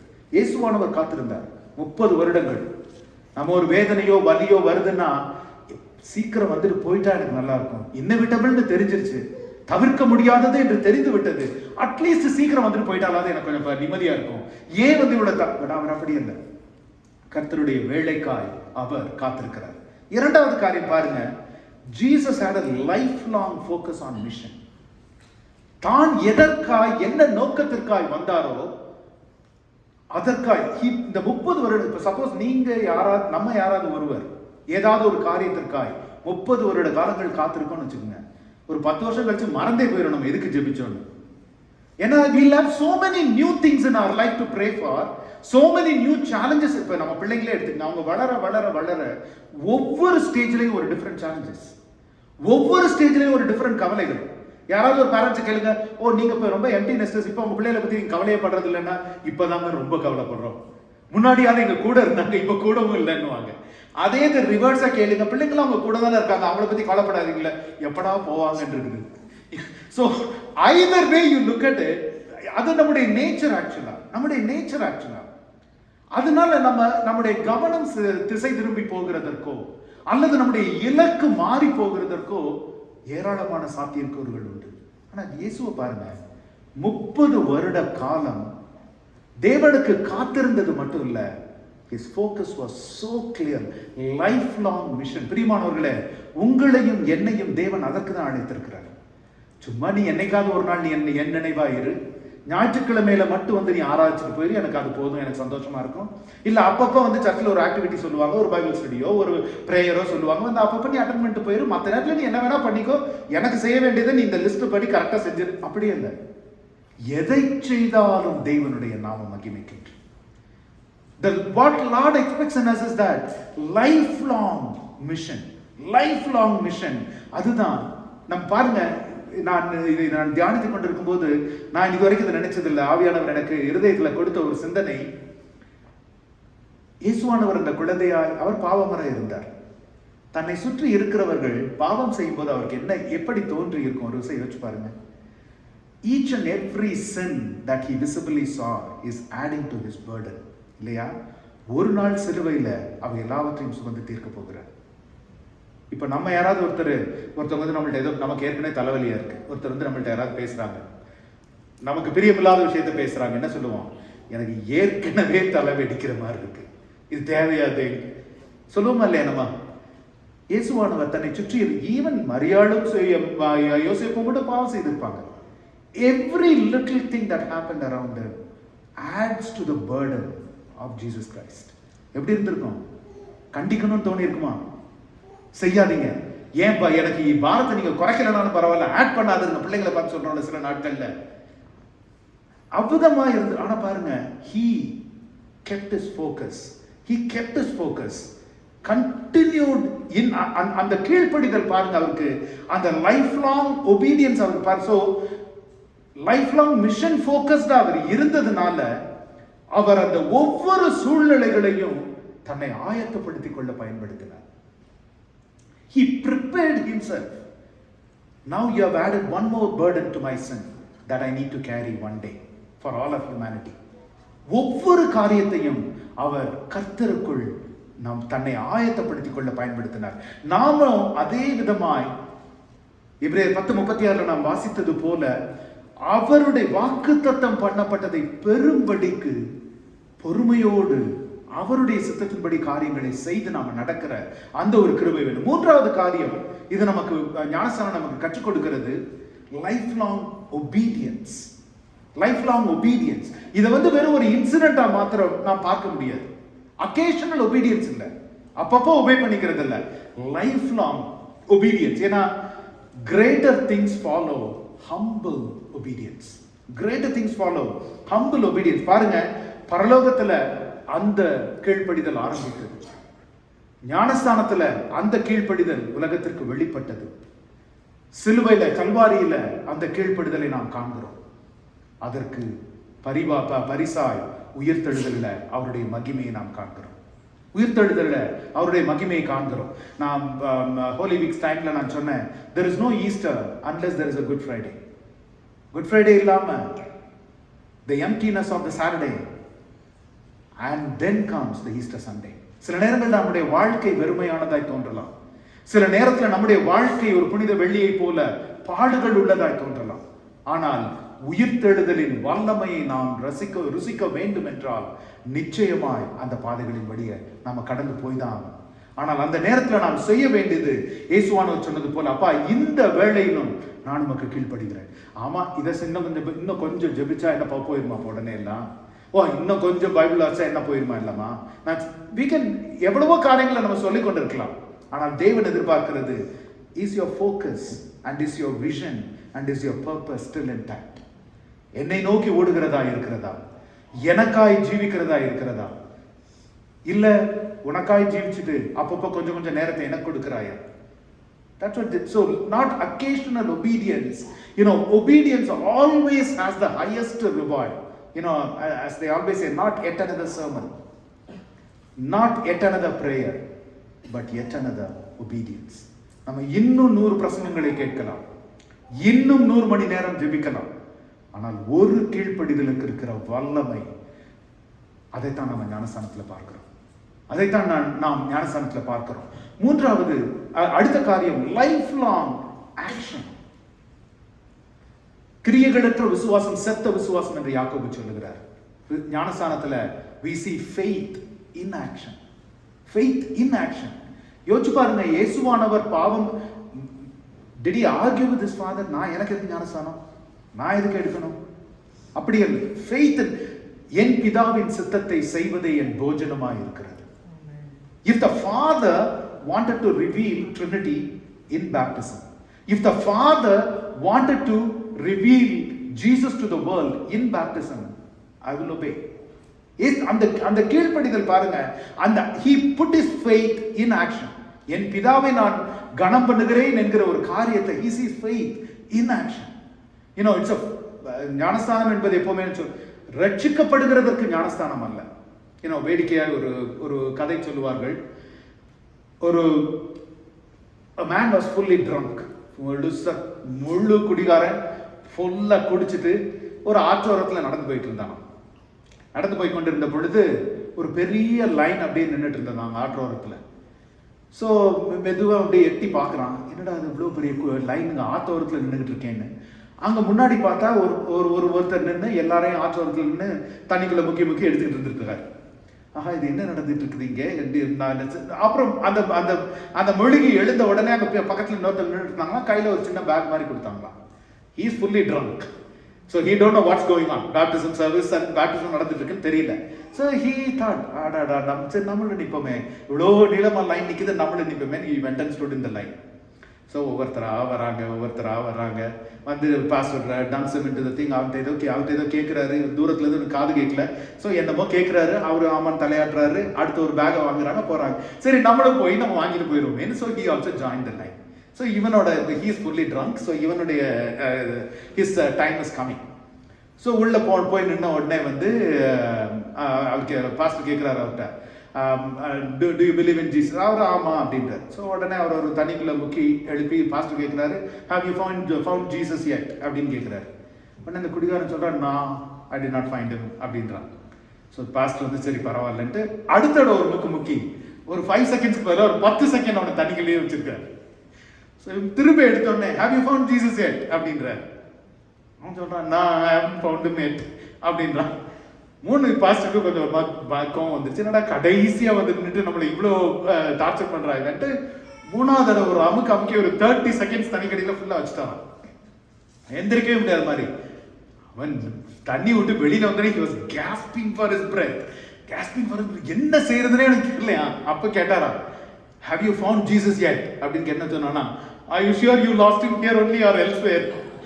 So நீங்க இங்கதான் தொலைச்சிங்களா அவரை, இல்ல வேற எங்கேயாவது தொலைச்சிட்டு இங்கே வந்து என்னை போட்டு தண்ணியில முக்கி எடுக்கிறீங்களான்னு சொல்லி கேட்டாரா. See, baptism is not to find Jesus. இயேசுவை கண்டுகொள்ளுகிறதற்காக ஞானஸ்தானம் அல்ல, கண்டுகொண்ட இயேசுவை அறிக்கை எடுக்கிறதற்காக ஞானஸ்தானம். கண்டுகொண்ட இயேசுவுக்கு சாட்சி கொடுக்கிறது ஞானஸ்தானம். ஒரு சுய உணர்வோடு கீழ்ப்படிதலோடு. The baptism does not save you. Baptism does not save you, but baptism is a first reaction, first outward expression of the inward transformation. அதுதான் ஞானஸ்தானம் என்பது. அதாவது லைஃப் லாங் அக்கௌண்டபிலிட்டியை பேப்டிசம்ல நம்ம பார்க்கிறோம். ஏன்னா அந்த லைஃப் லாங் அக்கௌண்டபிலிட்டி வந்து it's very very important. I tell you why baptism எதற்கு வந்தது அதை குறித்து நாம் பார்க்கும் பொழுது, if I live the way I live earlier, keep me accountable. இயேசுவினுடைய குடும்பத்திற்கு வந்து நாம் சொல்லுகிறோம், என்னுடைய வாழ்க்கை பழைய வாழ்க்கையை போல இருந்தா hold me accountable. நான் பழைய மனுஷனை போல பேசினா, பழைய மனுஷனை போல நடந்து கொண்டா, பழைய மனுஷனை போல வாழ்க்கை இருந்தா hold me accountable. That is the public proclamation that we make. அதனால இந்த லைஃப் லாங் obedience என்றது எதுக்கு அந்த why is that lifelong action, why is that lifelong obedience? அவரை கண்டுகொள்ளுவதற்காய் அல்ல, கண்டுகொண்ட இயேசுவிற்கு சாட்சி சொல்லுகிறதற்காய், கண்டுகொண்ட இயேசுவுக்கு கீழ்ப்படுகிறதற்காய், அதை இந்த உலகத்திற்கு சொல்லுகிறதற்காய். இது எல்லாவற்றுக்கும் மேல பாத்தீங்கன்னா there are only 2 ordinances Jesus created. நம்ம ஒவ்வொரு சபைகளையும் ஒவ்வொரு டினாமினேஷன்லையும் பல ஆர்டினன்சஸ் இருக்கு. லைக் 7 ordinances, 10 ordinances, 12 ordinances, பல ordinances. Jesus created only 2 ordinances. ரெண்டு தான் அவர் கிரியேட் பண்ணார். ஒன்று ஞானஸ்தானம், இன்னொன்று கிரியேட் பண்ணினார்ன்றதை விட அவர் கீழ்ப்படிந்தது. ஒன்று ஞானஸ்தானம், இன்னொன்று திருவிருந்து. இது 2 மாத்திரம் தான். He did the baptism. அதுவும் அவர் வந்து என்ன சொல்லல, கட்டளையாய் கொடுக்கவில்லை. ஓகே, நீங்க என்னில விசுவாசிக்கிறவங்கள அந்த செய்யுங்கன்னு கட்டளையா கொடுக்கல. He did and he demonstrated. லூக்கா தன்னுடைய சுவிசேஷத்தை எழுதும்போது அழகா எழுதுவார். தன்னுடைய சுவிசேஷத்தை ஆரம்பிக்கும் போதே அவர் அழகா சொல்லுவார், கிறிஸ்து இயேசுவானவர் தன் வாழ்க்கையில செய்து போதித்த காரியங்கள், போதித்து செய்த காரியங்கள் அல்ல. Jesus did not preach or teach or command anything that he did not do in the first place. அவர் முதலிலே, லூக்கா ரொம்ப அழகா எழுதுவார், அவர் செய்து போதித்த காரியங்கள். நம்முடைய வாழ்க்கையில் பிரியமானவர்களே, நம்ம பலருக்கு பிரசங்கம் பண்ணலாம், பலருக்கு ஆலோசனை சொல்லலாம், பலருக்கு நம்ம ஞானியா இருக்கலாம். ஆனா நம்முடைய வாழ்க்கையில அதை செய்யாமல் போனோம் என்றால் கிரியைகள் நடப்பிக்கிற ஒரு டிரான்ஸ்ஃபர்மேஷன் நமக்குள்ள இருக்காது. நமக்குள்ள மாறின அந்த மனுஷியை இந்த உலகத்திற்கு அடையாளம் காட்டுகிறது தான் முழுக்க ஞானஸ்தானம் என்பது. ஏன்னா இயேசுவானவர் செய்தது மாத்திரம் அல்ல. பாருங்க, இயேசுவானவர் செய்தது மாத்திரம். that Greek word that's used in the baptism is baptizo. That baptizo means fully immersed in water. அது எதற்காய் அவிதமாய் சொல்லப்பட்டது என்று உங்களுக்கு நான் சொல்றேன். இப்ப நம்ம பலருக்கு இந்த கேள்வி இருக்கலாம், where did baptism start? Did John the Baptist invented baptism? Where did baptism தெரியுமா? John the Baptist தான் ஆரம்பிச்சாரா baptism? Do we know? Baptism was a very normal practice even before John the Baptist. Baptism வந்து ஒரு John the Baptist கண்டுபிடிச்சதோ இல்லை எதற்காக, அதாவது this is very very important. ஏன்னா John did not invent baptism, he just adapted rather we should say adapted one of the pre-existing process. ஏன் தெரியுமா? இஸ்ரவேல் ஜனங்களை பத்தி நமக்கு நல்லா தெரியும். அவங்க ஒரு சைக்கிள்ல வாழ்ந்துட்டு இருந்தாங்க. ஆண்டவர் ஆசீர்வதிப்பாரு, they'll take Israel will take him for granted. பாவத்துக்குள்ள விழுந்து போயிடுவாங்க. அடுத்து ஒரு பெரிய தண்டனை வரும். அடுத்து ஒரு பெரிய ஒரு தீர்க்கதரிசியோ ஒரு ஞானியோ ஒரு ராஜாவோ ஒரு ஆசாரியரோ யாராவது ஒருத்தர் ஆண்டவர் அனுப்புவாரு. நீங்க செய்யறது பாவம், ஆண்டவர் இதனால தான் உங்களை தண்டிச்சுட்டாருன்னு. உடனே என்ன பண்ணுவாங்க? மனம் திரும்புவாங்க. மனம் திரும்பி கொஞ்ச நாள் நார்மலா இருப்பாங்க. அப்புறம் திரும்ப அடுத்த சைக்கிள் ஆரம்பிக்கும். This is a cycle in which Israel constantly lived. Israel constantly lived in this cycle, in the sin cycle. There was something that needed to break. இப்போ இது முதல் காரியம். இரண்டாவது காரியம் வந்து என்னன்னா, யோவான் ஸ்நானகன் அந்த நாட்களிலே வந்த அந்த சமயம், அந்த நேரம், அந்த காலகட்டம் என்ன தெரியுமா? One of the coldest cycle of Israel.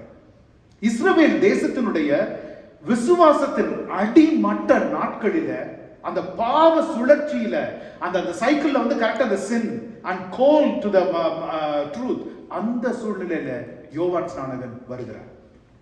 காரணம் என்னன்னா, ஏன் வந்து அந்த கோல்டு சைக்கிள் என்று சொல்றோம்னா, something needed to break that cycle. ஏன் அந்த கோல்டு சைக்கிள் என்று நாம் சொல்றோம்னா, பழைய நாட்களில் இஸ்ரவேல் ஜனங்கள் என்னன்னா 400 வருடங்கள். யோவான் ஸ்நானகன் எப்ப வர்றாரு?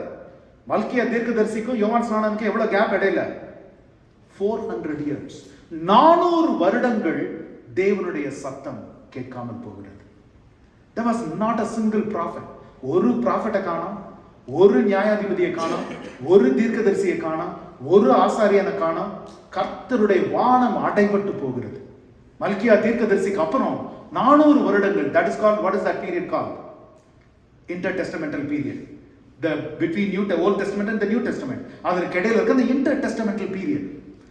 எங்க பார்த்தாலும் பல பல பல பல பல வேத ஆராய்ச்சிகளும் வேத புத்தகங்களும் கேள்விப்பட்டிருப்பீங்க. Gospel of Judas, Gospel of Mary, Gospel of பல பல புத்தகங்கள், பல கட்டுக்கதைகள். பாவத்தினுடைய, அதாவது there has been 400 வருடங்கள்ல there is a generation now that does not have any eyewitness. இயேசுவை கண்ணார கண்டு அவரோடு இடைப்பட்டு அவரோடு பாடுகளை அனுபவித்த ஒருத்தரும் உயிரோடு இல்லை. இயேசுடைய தீர்க்கதரிசிகளை கண்ணார கண்டு இயேசுடைய தீர்க்கதரிசிகளுடைய வார்த்தைகளை கேட்டு அந்த ஒரு பாவத்திலிருந்து வெளிவந்து அந்த அனுபவம் உள்ள ஒருத்தருமே இல்லை. 400 வருடத்துல எல்லாம் முடிந்து போயிட்டு இப்போ யோவான் ஸ்நானகன் வருகிறார். It's a very very cold and unhealthy sinful cycle time in the time of Israel. இந்த நேரத்தில் யோவான் ஸ்நானகன் வருகிறார். And he wanted, ஜனங்கள் என்ன எதிர்பார்த்துட்டு இருக்காங்க? இதற்கு முன்பாக இப்படி நடந்த காலத்தில் எல்லாம் தேவன் ஒரு மோசையை அனுப்பினார், ஒரு தீர்க்கதரிசி அனுப்பினார், ஒரு ராஜாவை அனுப்பினார், ஒரு நியாயாதிபதி, யாராவது ஒருத்தரை அப்படி நிச்சயமா கர்த்தர் இப்பவும் அனுப்புவார். Generations are passed. ஏன் ஆண்டவர் ஒண்ணுமே பேசாம இருக்கிறாரு? ஜனங்களுக்கு இடையில ஒரு அதீதமான ஒரு எதிர்பார்ப்பு. எல்லா ஜனங்களும் எதிர்பார்க்கலனாலும் at least there is always a faithful remnant of God. எல்லா சந்ததிகளிலும் எல்லா தலைமுறைகளிலும். அதனாலதான் எலியாவை பார்த்து தேவன் சொல்றாரு, நீ மட்டும் எலியா சொல்ற, நான் தானே தனி ஆளா நின்றுகிட்டு இருக்கேன், வேற யாருமே இல்லையே இஸ்ரவேல் சொல்லும் போது, இல்ல பாகாலுக்கு இன்னும் பணியாத 7000 பேரை நான் வைத்திருக்கிறேன் என்று தேவன் சொல்கிறார். அதே போல அந்த ஃபெய்த்ஃபுல் ரெமனன்ட் இந்த 400 வருடங்கள்ல கர்த்தருக்காய் காத்திருக்கிறாங்க, கர்த்தருக்காய் ஜெபிக்கிறாங்க, கர்த்தருடைய வருகைக்காய் யாரை அனுப்ப போகிறார், எதற்காய் அனுப்ப போகிறார். இந்த சூழ்நிலையில யோவான் ஸ்நானகன் வருகிறார். Now யூத ஜனங்கள், இஸ்ரவேல் ஜனங்கள் எதிர்பார்த்தது என்ன தெரியுமா? ஒரு தீர்க்கதரிசி வருவார், வந்தோடனே ஒவ்வொருத்தரையும் பார்த்து, சரி நீங்க பாவம் செஞ்சிருக்கீங்க, நீங்க ஒரு ஆடு கொடுங்க, நீங்க ஒரு மாடு கொடுங்க, நீங்க ஒரு கழுதை கொடுங்க, நீங்க ஒரு குதிரை கொடுங்க. இவங்க அப்படி ஒவ்வொருத்தருக்கும் ஒவ்வொன்று அலக்கேட் பண்ணுவாரு. நம்ம அதை கொண்டு வந்து ஆலயத்துல நம்ம பலி செலுத்திட்டு அடுத்த வேலையை தருவோம், அடுத்த பாவத்துக்கு நம்ம போயிடுவோம், அடுத்த சைக்கிளுக்கு நம்ம ஆரம்பிச்சிருவோம். That is what the Jewish the people were waiting for. ஆனா யோவான் ஸ்நானனோட செய்தியும் ரொம்ப வித்தியாசமா இருக்கு. நீ ஒன்றும் கொடுக்க வேண்டாம், ரொம்ப simple, down to earth, straight forward news. என்னன்னா மத்தேயு 3:2 மனம் திரும்புங்கள், பரலோக ராஜ்யம் சமீபித்திருக்கிறது. யூத ஜனங்களுடைய நேச்சரை எப்பவுமே எப்படின்னா, they are people of action. ஏதாவது செய்யணும். இப்போ யூதர்களுக்கு வந்து யோவான் ஸ்நானன் சொல்லியிருந்தான்னு வச்சுக்கோங்க, நீங்கள் உங்கள் பாவத்திலிருந்து விடுபடுகிறதற்காக இந்த உலகத்துல 7 சமுத்திரங்களை நீங்க தாண்டி, நீங்க 7 மலைகள்ல ஏறி, நீங்க 700 நாட்கள் உபவாசம் இருந்து நீங்க வந்தீங்கன்னா கண்டிப்பா உங்க பாவம் போயிடும் சொல்லியிருந்தாருன்னு வச்சுக்கோங்க. நிச்சயமா அதை செய்யக்கூடிய ஒரு will power. I don't know how many of you have worked with the Jewish people. Like, you can, they are people of willpower. They are the most scattered, but yet they are the most gathered in the world. So resilience, they are resilient by nature. ஏதாவது எனக்கு செய்ய சொல்லு, நான் செய்யறேன், பாவம் போயிடும், நான் என்னோட ரெகுலர் வாழ்க்கைக்கு திரும்ப போயிடுவேன். யோவான் ஸ்நானனுடைய செய்தி அவங்களுக்கு புரியவே இல்லை. மனம் திரும்புங்கள், பரலோக ராஜ்யம் சமீபித்திருக்கிறது. என்னது பரலோக ராஜ்யம்? நாங்கள் நிறைய ராஜ்யம் பார்த்துருக்கிறோம், நாங்கள் நிறைய ராஜா பார்த்துருக்கிறோம், நாங்கள் நிறைய தீர்க்கதரிசிகள் பார்த்துருக்கோம், நாங்கள் அது மாதிரி இன்னொரு ராஜ்யம். அவங்க எதிர்பார்த்தது yet another prophet, yet another king, yet another judge, yet another men of God or women of God. But யோவான் சொல்லுகிறார், மனம் திரும்புங்கள், பரலோக ராஜ்யம் சமீபித்திருக்கிறது. Deliverance is always subject to repentance and obedience. அவர் சொல்லுகிறாரு, இதுவரைக்கும் நீங்க வந்த சைக்கிள் வேற, இப்ப இருக்கிற சைக்கிள் வேற. இதற்கு நீங்க ஒன்றை கொண்டு வர முடியாது, உங்களை தவிர. You can bring only one thing, and that is you. And that you must repent and come. So repentனா நாங்க என்ன செய்யணும்? தகன பலி செலுத்தணும். இல்ல, நீங்க தகன பலி செலுத்தக்கூடாது. வசனத்துக்கு கீழ்ப்படிங்க. உங்களுக்காய் தகன பலியாய் ஒரு மீட்பர் வருவார். இது அவங்களால ஏற்றுக்கொள்ளவே முடியல. They just didn't accept, or they couldn't even think about it at all. ஏன்னா அவங்க என்ன நினைச்சு, ஃபார் எக்ஸாம்பிள், இப்ப ஞானஸ்நானம் எங்கே ஆரம்பித்தது என்று சொல்ல வந்தேன். இந்த சூழ்நிலையில வரும் பொழுது baptism was already a practice. Israel முழுவதும் ஞானஸ்நானம் என்பது ஏற்கனவே இருந்த ஒரு பிராக்டிஸ். எதுக்குன்னா, உலகம் முழுவதும் யூத ஜனங்களை பார்க்கிறார்கள். இவங்கள்ட்ட ஒரு விசேஷித்த ஆசீர்வாதம் இருக்கிறது, இவர்களிடத்துல ஒரு விசேஷித்த பாதுகாப்பு இருக்கிறது. எவ்வளவு அடிச்சாலும் இவங்க அழிஞ்சு போக மாட்டேங்கிறாங்க. எவ்வளவு திறந்துனாலும் இவங்களுக்குன்னு ஒரு ஒரு ஐஸ்வர்யங்களை யாரோ கொடுக்குறாங்க. இவங்களுடைய தேவன் கிட்ட ஏதோ ஒரு ஸ்பெஷாலிட்டி இருக்கு. இப்போ நம்ம இந்தியாவில் சொல்லுவாங்க இல்லையா, உங்களுக்கு இந்த குறை இருக்கா, நீங்க அந்த பில்கிரிமேஜ் சென்டருக்கு போங்க, அந்த தெய்வத்திட்ட போய் நீங்க ஒரு பலி கொடுங்க, உங்களுக்கு சரியா போயிடும். உங்களுக்கு குழந்தை இல்லையா, உங்களுக்கு ஐஸ்வர்யம் இல்லையா, உங்களுக்கு உடம்பு சரியில்லையா, ஒவ்வொன்றுக்கும் ஒரு பில்கிரிமேஜ் சென்டர் வச்சிருப்பாங்க. நீங்க அங்க போக உங்களுக்கு சரியா போயிடும், அங்க போய் இதை செய்யுங்க, சரியா போயிடும். அவிதமாய் சோ யூத ஜனங்கள் அப்படி எதிர்பார்த்து கொண்டிருக்கும் பொழுது இந்த புறஜாதியாரெல்லாம் பாக்குறாங்க, எங்கேயோ இவங்களுக்கு ஏதோ ஒரு விசேஷத்தை ஆசீர்வாதம் இருக்கு, எனக்கு அது வேணும், நானும் யூதனாகணும், நானும் யூதன் ஆயிட்டேன்னா எனக்கும் அந்த ஆசீர்வாதம் கிடைக்கும். ஆனா ஒரே ஒரு சிக்கல் என்ன, யூதர் ஆகிறதற்கு proselytes, they are called the proselytes, ஒரு புறஜாதியார் யூதன் ஆகிறதற்கு 3 படிகள் உண்டு. 3 steps that he needs to follow. முதலாவது காரியம் ஒரு பலி கொண்டு வர்றது. He has to bring a sacrifice. In other words, there is no redemption without shedding of the blood. ரத்தம் சிந்தாமல் பாவ மன்னிப்பு, மீட்பு என்பது இல்லை. ஸோ முதல்ல ஒரு பலி கொண்டு வந்துடணும். ஒரு ஹைஃபரோ இல்லை உங்களால் என்ன அஃபோர்ட் பண்ண முடியுமோ அது முதல் படி. ரொம்ப ஈஸி, எல்லாரும் செஞ்சிடலாம். பிரச்சனையே 2வது படி தான். 2வது படி என்னன்னா circumcision. Because circumcision was something very unique to the Jewish people. அவர்களுடைய ஐடென்டிட்டி, அவர்களுடைய விருத்த சேதனம் என்பது that is an identity of the only Jew. வேர்ல்ட்ல வேற எந்த ட்ரைப் ஆர் எந்த கம்யூனிட்டி யோசிச்சு பாருங்க அந்த டைம்ல, that is their identity. So you have to be circumcised. இப்போ என்ன ப்ராப்ளம்னா, 8 வயசுல சர்க்கம்சைஸ் பண்றதுன்றது வேற விஷயம். If you are already a grown up adult, it's pretty painful. 8 வயசு பையனுக்கு வந்து வலி தெரியாது அதிகம். 8 வயசு he wouldn't know the pain. But if you are an adult and you need to be circumcised, it's அதுவும் அந்த நாட்கள் இல்லை, it's not easy at all. So unless and otherwise you mean it seriously, நீ உண்மையிலே ஒரு அந்த தேவன் என்னையும் மாற்றக்கூடும், அந்த தேவன் என்னையும் ஆசீர்வதிக்க கூடும், அவர் என்ன அந்த மாதிரி உண்மையான ஒரு கன்விக்ஷன் இல்லைன்னா you wouldn't come in. ஏன்னா காரணம் என்னன்னா, it is not only a matter of circumcision, 30 to 60 days of healing. They have to wait patiently. இன்னைக்கு மாதிரி ஜஸ்ட் ஒரு ஹாஸ்பிட்டல் இருந்து ஒரு வாரத்தில் வந்து நிறைய மெடிசின்ஸ்லாம் போட்டு ஐவியில் போட்டு நம்ம சீக்கிரம் ஹீராய் வெளியில் வர மாதிரி இல்லை. 30 to 60 days, இந்த 30 இருந்து 60 நாட்களுக்குள்ள சப்போஸ் செப்டிக் ஆச்சு, செப்சிஸ் ஆச்சுன்னா you are done, you are dead.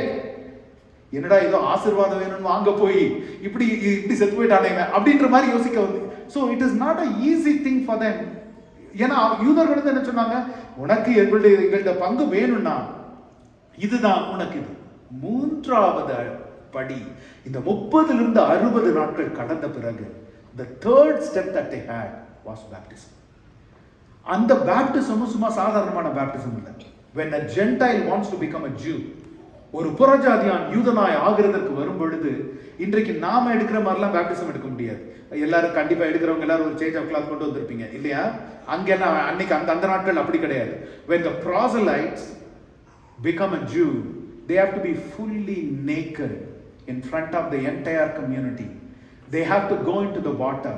முழுவதுமாய் அவர்கள் முழுகப்பட்டு. ஏன்னா அவங்க என்ன நம்பினாங்கன்னா, உடம்புல ஒரு பகுதியில ஒரு சின்ன ஏரியா கூட தண்ணீர் படாமல் கழுவப்படாமல் இருந்தால் அவர்கள் யூதர்களாக முடியாது.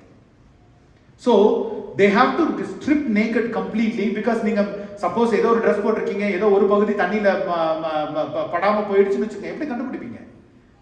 வெளியில வந்ததுக்கு அப்புறம் போய் இன்ஸ்பெக்ட் பண்ண முடியாது. So they need to strip naked and they need to go under water completely, get immersed in water, and then they need to come out. அப்போதான் from that point onwards, in spiritual manner as well as in physical manner, they are fully Jewish people. அந்த நாட்கள்ல தான், இந்த சூழ்நிலையில தான் யோவான் ஸ்நானகன் வருகிறார். John the Baptist comes.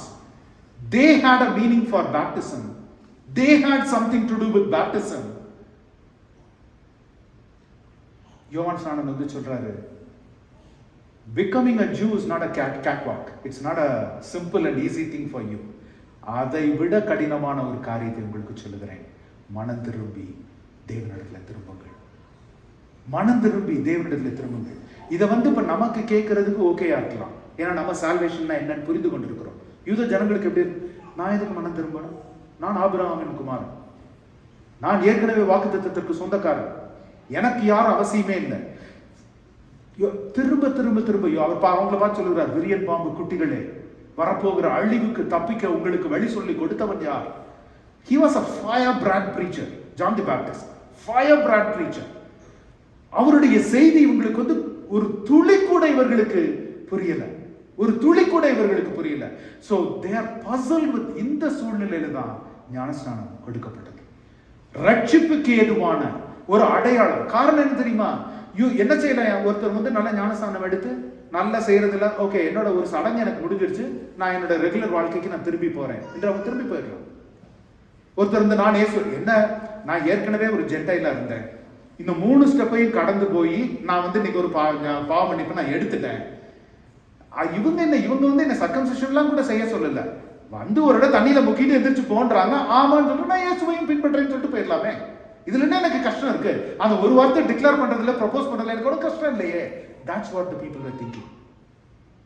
That's what the people were thinking. And John the Baptist tell them, அவர்களிடத்துல யோவான் ஸ்நானகன் சொல்லுகிறார், மனம் திரும்பி நீங்க வர்றது மாத்திரம் அல்ல, அந்த ஞானஸ்தானத்தை யோவான் ஸ்நானகன் he makes it as a public proclamation of accountability. தன்னுடைய யூத ஜனங்களுக்கு முன்பாய், தன்னுடைய புறஜாதி ஜனங்களுக்கு முன்பாய் அவர்கள் தண்ணீர் அடியில சென்று முழுக்கு ஞானஸ்தானம் எடுத்து அதே ஜனங்களுக்கு முன்பாய் அவர் அவங்க நின்று சொல்லணும், இனிமேல் என் பழைய வாழ்க்கைக்கு நான் திரும்புவேன் என்றால் hold me accountable. இனிமேல் நான் விக்கிரக ஆராதனைக்கு திரும்ப நான் செல்லுவேன் என்றால் hold me accountable. இனிமேல் என் பாவ வாழ்க்கைக்கு நான் திரும்பி செல்லுவேன் என்றால், ஏன்னா அந்த நாட்கள்ல ரெஜிஸ்ட்ரியோ இல்ல பேர்க்கிற மாதிரி மூலைக்கு கேமராவோ, இவங்க எங்க போய் நிக்கிறாங்க, இவங்க என்ன செய்யறாங்க, எந்த டெம்பிளுக்கு போனாங்க, என்ன பலி கொடுத்தாங்க பாக்குறதுக்கெல்லாம் ஒண்ணும் இல்லை. There needed to be an accountability to his own community. முதல் காரியம். இரண்டாவது காரியம், அவர் ஒரு புதிய குடும்பத்துக்குள்ள அவர் பிரவேசிக்கிறார், இயேசுவின் குடும்பத்துக்குள்ள பிரவேசிக்கிறார். 2 காரியங்கள். ஒன்று, உன்னுடைய பழையவைகள் ஒழிந்து போகிறது, உன்னுடைய பாவ வாழ்க்கை ஒழிந்து போகிறது, பழைய ரிலேஷன்ஷிப், பழைய காரியங்கள், விக்கிரக ஆராதனை சகலமும் ஒழிந்து போகிறது. இரண்டாவது, ஒரு புதிய வாழ்க்கையை நீ தரித்துக் கொள்ளுகிறாய், புதிய குடும்பத்தை நீ சுதந்திரித்துக் கொள்ளுகிறாய், புதிய ஆவியை நீ பெற்றுக் கொள்ளுகிறாய். அது வந்து ரகசியமா வீட்டுல கிச்சன்ல நடந்தாலோ இல்ல பாத்டப்ல நடந்தாலோ எப்படி இருக்கும்? என்ன அக்கௌண்டபிலிட்டி இருக்கும்? You have to do it in front of the entire public. அதனால தான் பொது இடங்கள்ல ஞானஸ்தானம் கொடுக்கப்பட்டது. ஞானஸ்தானத்தினுடைய அடித்தளம் இதுதான். இந்த நாளிலும் நாம் ஞானஸ்தானம் எடுத்து சபைக்கு நாம் அறிவிக்கும் பொழுது, that's what we are telling them. Hold me accountable. நான் தேவனுக்கு என்னை ஒப்பு கொடுத்தவள், தேவனுக்கு என்னை ஒப்பு கொடுத்தவன். நாம ரட்சிக்கப்பட்டது ஒரு பகுதியா இருக்கலாம். இன்னைக்கு உலகத்துல இப்ப யாராவது ஒருத்தரை பார்த்து ரட்சிக்கப்பட்டவங்களா ரட்சிக்கப்படாதவங்களா யாராவது சொல்ல முடியுமா? Can you tell, look at anyone and say, இப்போ ஒருத்தர் வந்து ஓடி ஆடி பயங்கரமா ஊழியம் செய்யலாம், அதனால அவர் ரட்சிக்கப்பட்டவர். இன்னொருத்தர் ரொம்ப அமைதியா வார வாரம் சபைக்கு வந்துட்டு போயிட்டு இருக்கலாம், அதனால அவர் ரட்சிக்கப்படாது. யாராவது சொல்ல முடியுமா? No one can say. No one can say. வெளிப்புறமான அடையாளங்களை கொண்டு, அதனாலதான் ஏசப்பா சொன்னாங்க, பழைய ஏற்பாட்டிலே சொல்லியிருக்கிறாரு, சொல்லப்பட்டிருக்கிறது, அவர்கள் நாவினால எனக்கு ரொம்ப அருகாமையில் இருக்காங்க, ஆனா இருதயத்துல ரொம்ப தூரமா இருக்காங்க. என்னை நோக்கி பிதாவே பிதாவே என்று சொல்லுகிறவன் எல்லாம் என்னிடத்துல வந்து சேர மாட்டான். ஆண்டவரே, உம்முடைய நாமத்தினால பிசாசுகளை துரத்தினோம், எவ்வளவோ கிரியைகளை செய்தோம், உம்முடைய நாமத்தினாலே அற்புதங்களை செய்தோம், பிணியாளிகளை சுகமாக்கினோம், நீங்கள் யார் என்று நான் அறியேன். No one can ever look at ரட்சிப்பினுடைய சத்தியமும் நிச்சயமும் ரட்சிக்கப்பட்ட அந்த மனிதனுக்கும் தேவனுக்கும் மாத்திரம் தான் தெரியும். அப்படி இருக்கிறப்போ how would you hold yourself accountable? You know, there is a saying, a man lack of accountability partner is an accident waiting to happen. நமக்கு நம்மை தேவ வாழ்க்கையில பரிசுத்த வாழ்க்கையில நேராய் நடத்தி செல்லுகிற ஒரு அக்கௌண்டபிலிட்டி பார்ட்னர் இல்லைன்னா it is an accident waiting to happen. It's not a question of will it happen, it's a question of when it is going to happen. நாம் தடுமாறி நம்முடைய சத்தியத்திலிருந்து நாம் விலகி போகிறதற்கு it's only a question of when. இப்ப பாருங்க, இந்த புதிய உடன்படிக்கையில யோவான் இந்த ஞானஸ்தானத்தை அப்படியே அடாப்ட் பண்றார். He adapts and brings. மத்தேயு 3:5-6 வசனங்களை யாராவது வாசிப்போம் என்றால், எல்லாரும் அவரை தேடி வருகிறார்கள். இது என்னது ஒரு புதியதொரு உடன்படிக்கையா இருக்கிறது. ஏன்னா அதனால தான், இந்த ஒரு காரணத்தினால தான் கிறிஸ்துவர்கள் என்று அவங்க அழைக்கப்படல. எப்படி அழைக்கப்பட்டாங்க? They were people of the way. அவர்கள் ஒரு மார்க்கத்தார். இதுக்கு என்ன பெயர் கொடுக்கிறதுன்னு தெரியல. காரணம் என்னன்னா, இதுவரைக்கும் வந்த எதை போல இது இல்லை. This is very unique. This is very different. இதுவரைக்கும் வந்த ரிடம்ஷன்லாம் எப்படி இருந்ததுன்னா, ஒரு ஆடை கொண்டு வா, ஒரு மாடை கொண்டு வா, ஒரு குதிரையை கொண்டு வா, ஒரு புறாவை கொண்டு வா, நீ பலி செலுத்து, நீ இதை பே பண்ணு, ஆசாரியத்தை இப்படி ஆசீர்வாதம் வாங்கு, இப்படி ஜெபிக்கப்படுன்னு தான் இருந்தது. ஆனா இது புதியதா இருக்கிறது. மத்தேயு 3:5-6 வாசிக்கலாமா? அப்பொழுது எருசலேம் நகரத்தாரும் யூதேயா தேசத்தார் அனைவரும் யோர்தானுக்கு அடுத்த சுற்றுப்புறத்தார் யாவரும் அவனிடத்திற்கு போய் தங்கள் பாவங்களை அறிக்கையிட்டு யோர்தான் நதியில் அவனால் ஞானஸ்நானம் பெற்றார்கள். பாருங்க, இதை யூதர்களால் பொறுத்து கொள்ள முடியல. காரணம் என்ன தெரியுமா? John was neither a rabbi nor a priest. ஒரு ஆசாரியனும் அல்ல, ஒரு ராபியும் அல்ல. எப்படி அப்ப ஞானஸ்நானம் கொடுக்க முடியும்? அதனாலதான் அதே அதிகாரத்துல பின்னாடி போய் பாத்தீங்கன்னா கேட்பாங்க, யோவான் சொன்னார், நீ எதுக்காக என்ன ஞானஸ்நானம் கொடுக்குற, நீ எதுக்காக ஞானஸ்நானம் கொடுக்குற, நீ யார் கொடுக்கிறதற்கு? யோவான் ஸ்நானம் கிட்ட கேட்கிறாங்க. ஏன்னா அந்த நாட்களிலே ஞானஸ்நானம் என்பது யூதனாய் மாறுகிறதற்கு மாத்திரம்தான். நீ ராபியும் கிடையாது, நீ ஒரு ஆசாரியனும் கிடையாது, நீ எதுக்கு ஞானஸ்நானம் கொடுக்கிற? அதனாலதான் இந்த வகையான ஞானஸ்நானத்தை, யோவானின் ஞானஸ்நானத்தை எடுத்த ஜனங்களை பார்த்து மற்றவர்கள் சொன்னார்கள், இவர்கள் ஒரு மார்க்கத்தார். They are people of the way. சாதாரணமா கூட இல்ல, the way, not a way. இவர்கள் ஒரே தேவன் என்று சொல்லுகிறார்கள். நாங்க ஒரே தேவன் யெகோவா என்று நினைத்துக் கொண்டிருக்கிறோம். இவங்க ஒரே இயேசு என்று சொல்லுகிறார்கள். These are people of the. அதனாலதான் அவர்களுக்கு அந்த பெயர் அவர்களுக்கு வந்தது. John was not converting anybody into Judaism. அவருக்கு அந்த வேலை கிடையாது, வேலை அவர் செய்யவும் முடியாது. அவர் யாரை அப்படி ஞானஸ்நானம் பண்ணி யூதரா மாத்தினாலும் அது ஏற்றுக்கொள்ளப்பட முடியாது. ஏன்னா அதை செய்யறதற்கு அதிகாரம் ராபிகளுக்கும் ஆசாரியர்களுக்கும் மாத்திரம்தான் உண்டு. இவர் ரெண்டுமே கிடையாது. இவர் தீர்க்கதரிசி, புதிய உடன்படிக்கை தீர்க்கதரிசி இவர்.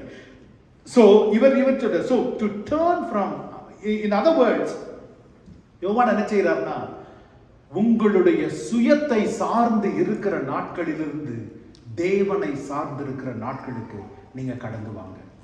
அதுதான் இந்த ஞானஸ்தானம். அதுதான் இந்த ஞானஸ்தானம். எதற்காய்? நீச்சலாழம் எதற்காய் ஞானஸ்தானத்துல வந்து உள்ள தண்ணிக்குள்ள முழுமையா போகும்போது you will lose your balance. Yes, தாங்கி பிடிக்கிறதுக்கு ஒருவர் கூட இருக்கிறாங்க. You lose your balance. Why you lose your balance? அங்கதான் we declare to the world that I am losing myself in this. I am dying myself. நான் இயேசுவுடைய மரணத்தோடு என்னை ஐக்கியப்படுத்திக் கொள்ள. ஒரு விஷயம் யோசிச்சு பாருங்க. I was just talking to before the service about this actually. Jesus, why did he take baptism? இப்போ யாராவது ஒரு திருட ஒரு கொலைகாரன் இருந்தான்னு வச்சுக்கோங்க, நம்ம யாராவது பார்த்து அவன் என்னோட க்ளோஸ் ஃப்ரெண்டு தெரியுமா, அவன் எனக்கு நல்லா தெரியும், எங்கள் வீட்டுக்குலாம் வந்திருக்கான் யாராவது சொல்லுவீங்களா? தெரிஞ்சா கூட சொல்ல மாட்டோம். ஐயோ என்ன இவரை பற்றி இப்படிலாம் நினச்சிட்டு இருந்தோம், கடைசியில் இப்படி பண்ணிட்டாரு இவரு, இப்போ எனக்கு வெக்கமா இருக்கு அவரை தெரியும்னு சொல்றதுக்கே சொல்லுவோமா இல்லையா? But imagine the sinless Jesus identified with us the sinners. பாவிகளாகிய நம்மோடு தன்னை அடையாளப்படுத்திக் கொள்ளுகிறதற்கு இயேசுவானவர் ஞானஸ்தானம் எடுத்தார். Will you and I do it? Will you and I do it? Never. Never ever. ஞானஸ்தானத்தில் நாம் என்ன செய்கிறோம் தெரியுமா? அந்த இயேசுவோடு என்னை அடையாளப்படுத்திக் கொள்ளுகிறதற்கு நாம் ஞானஸ்தானம் எடுக்கிறோம். அப்பா, இனிமேல் நான் அல்ல, எனக்குள் வாழ்கிறவர் கிறிஸ்துவே. அப்பா, இனிமேல் என் சுய பலம் அல்ல, உம்முடைய பலத்தினால, என்னுடைய சுய ஆவி அல்ல, உம்முடைய ஆவியினால. இதை நம்ம ரகசியமா தனியா கூட செய்யலாம், இல்ல நம்ம சின்ன குழந்தையா இருந்தப்ப கூட செய்யலாம், இல்ல. ஆனால் ஒரு உணர்வுள்ள இருதயத்தோடு, நான் எப்பவுமே சொல்றேன், if Billy Graham needed a rededication and recommitting himself and will take, நீங்களும் நானும் யார்? எத்தனையோ பெரிய பெரிய தேவ மனுஷர்கள், பிகாஸ் ஒவ்வொருத்தருக்கும் அவங்களுடைய ரியலைசேஷன் என்பது ஒரு காலத்துல வரும், ஒரு நேரத்துல வரும்.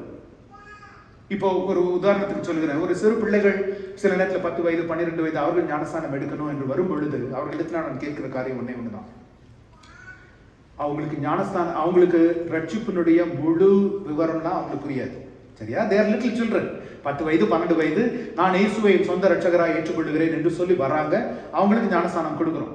அப்போ அவங்களுக்கு வந்து ரட்சிப்பின் முழுமை அவர்களுக்கு தெரியாது. நான் இங்க இருக்கிற எத்தனை பேருக்கு ரட்சிப்பின் முழுமை நல்லா தெரியும்? நம்மள யாருக்கு தெரியும் சொல்லுங்க? We don't know. The fullness of the redemption, the fullness of the gospel, it's beyond our comprehension. That's what I titled the messages. It's beyond our comprehension actually. நாம ஒவ்வொரு நாளும் பரிசுத்தமாக்கப்பட்டு ஒவ்வொரு நாளும் அவரை போல சுபாவத்திலும் அவரை போல உருவத்தில் நாம் மாற மாற மாற மாற, அதுதான் இறுதி வரை நிலை நிற்கிறவனே ரட்சிக்கப்படுவான். நாம் நாளைக்கு நியாயத்தீர்ப்புல போய் நிற்கும் பொழுது, பிதா பார்க்கும் பொழுது, என்னுடைய அலெக்ஸோட சாயல் அவருக்கு தெரியாது, ஜானுடைய சாயல் அவருக்கு தெரியாது, டேனியலுடைய சாயல் அவருக்கு தெரியாது. அவருக்கு தெரிகிறதெல்லாம் ஒரே சாயல் தான், என் குமாரனுடைய சாயல் இவனிடத்துல இருக்கிறதா, என் குமாரனுடைய சாயல் இவளிடத்துல இருக்கிறதா. பிதாவிற்கு தெரிகிற ஒரே சாயல் இயேசுவனுடைய சாயல் மாத்திரம்தான்.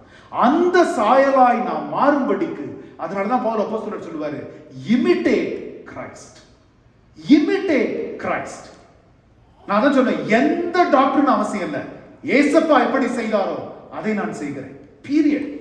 ஐ இமிட்டேட். ஏன்னா ஏசப்பா செய்த எல்லா காரியங்களும் இருக்கு. எத்தனை பேருக்கு ஃபுல்லா புரிஞ்சிருக்கு சொல்லுங்க? I don't understand. I am not smart enough to understand that. யாருமே கிடையாது.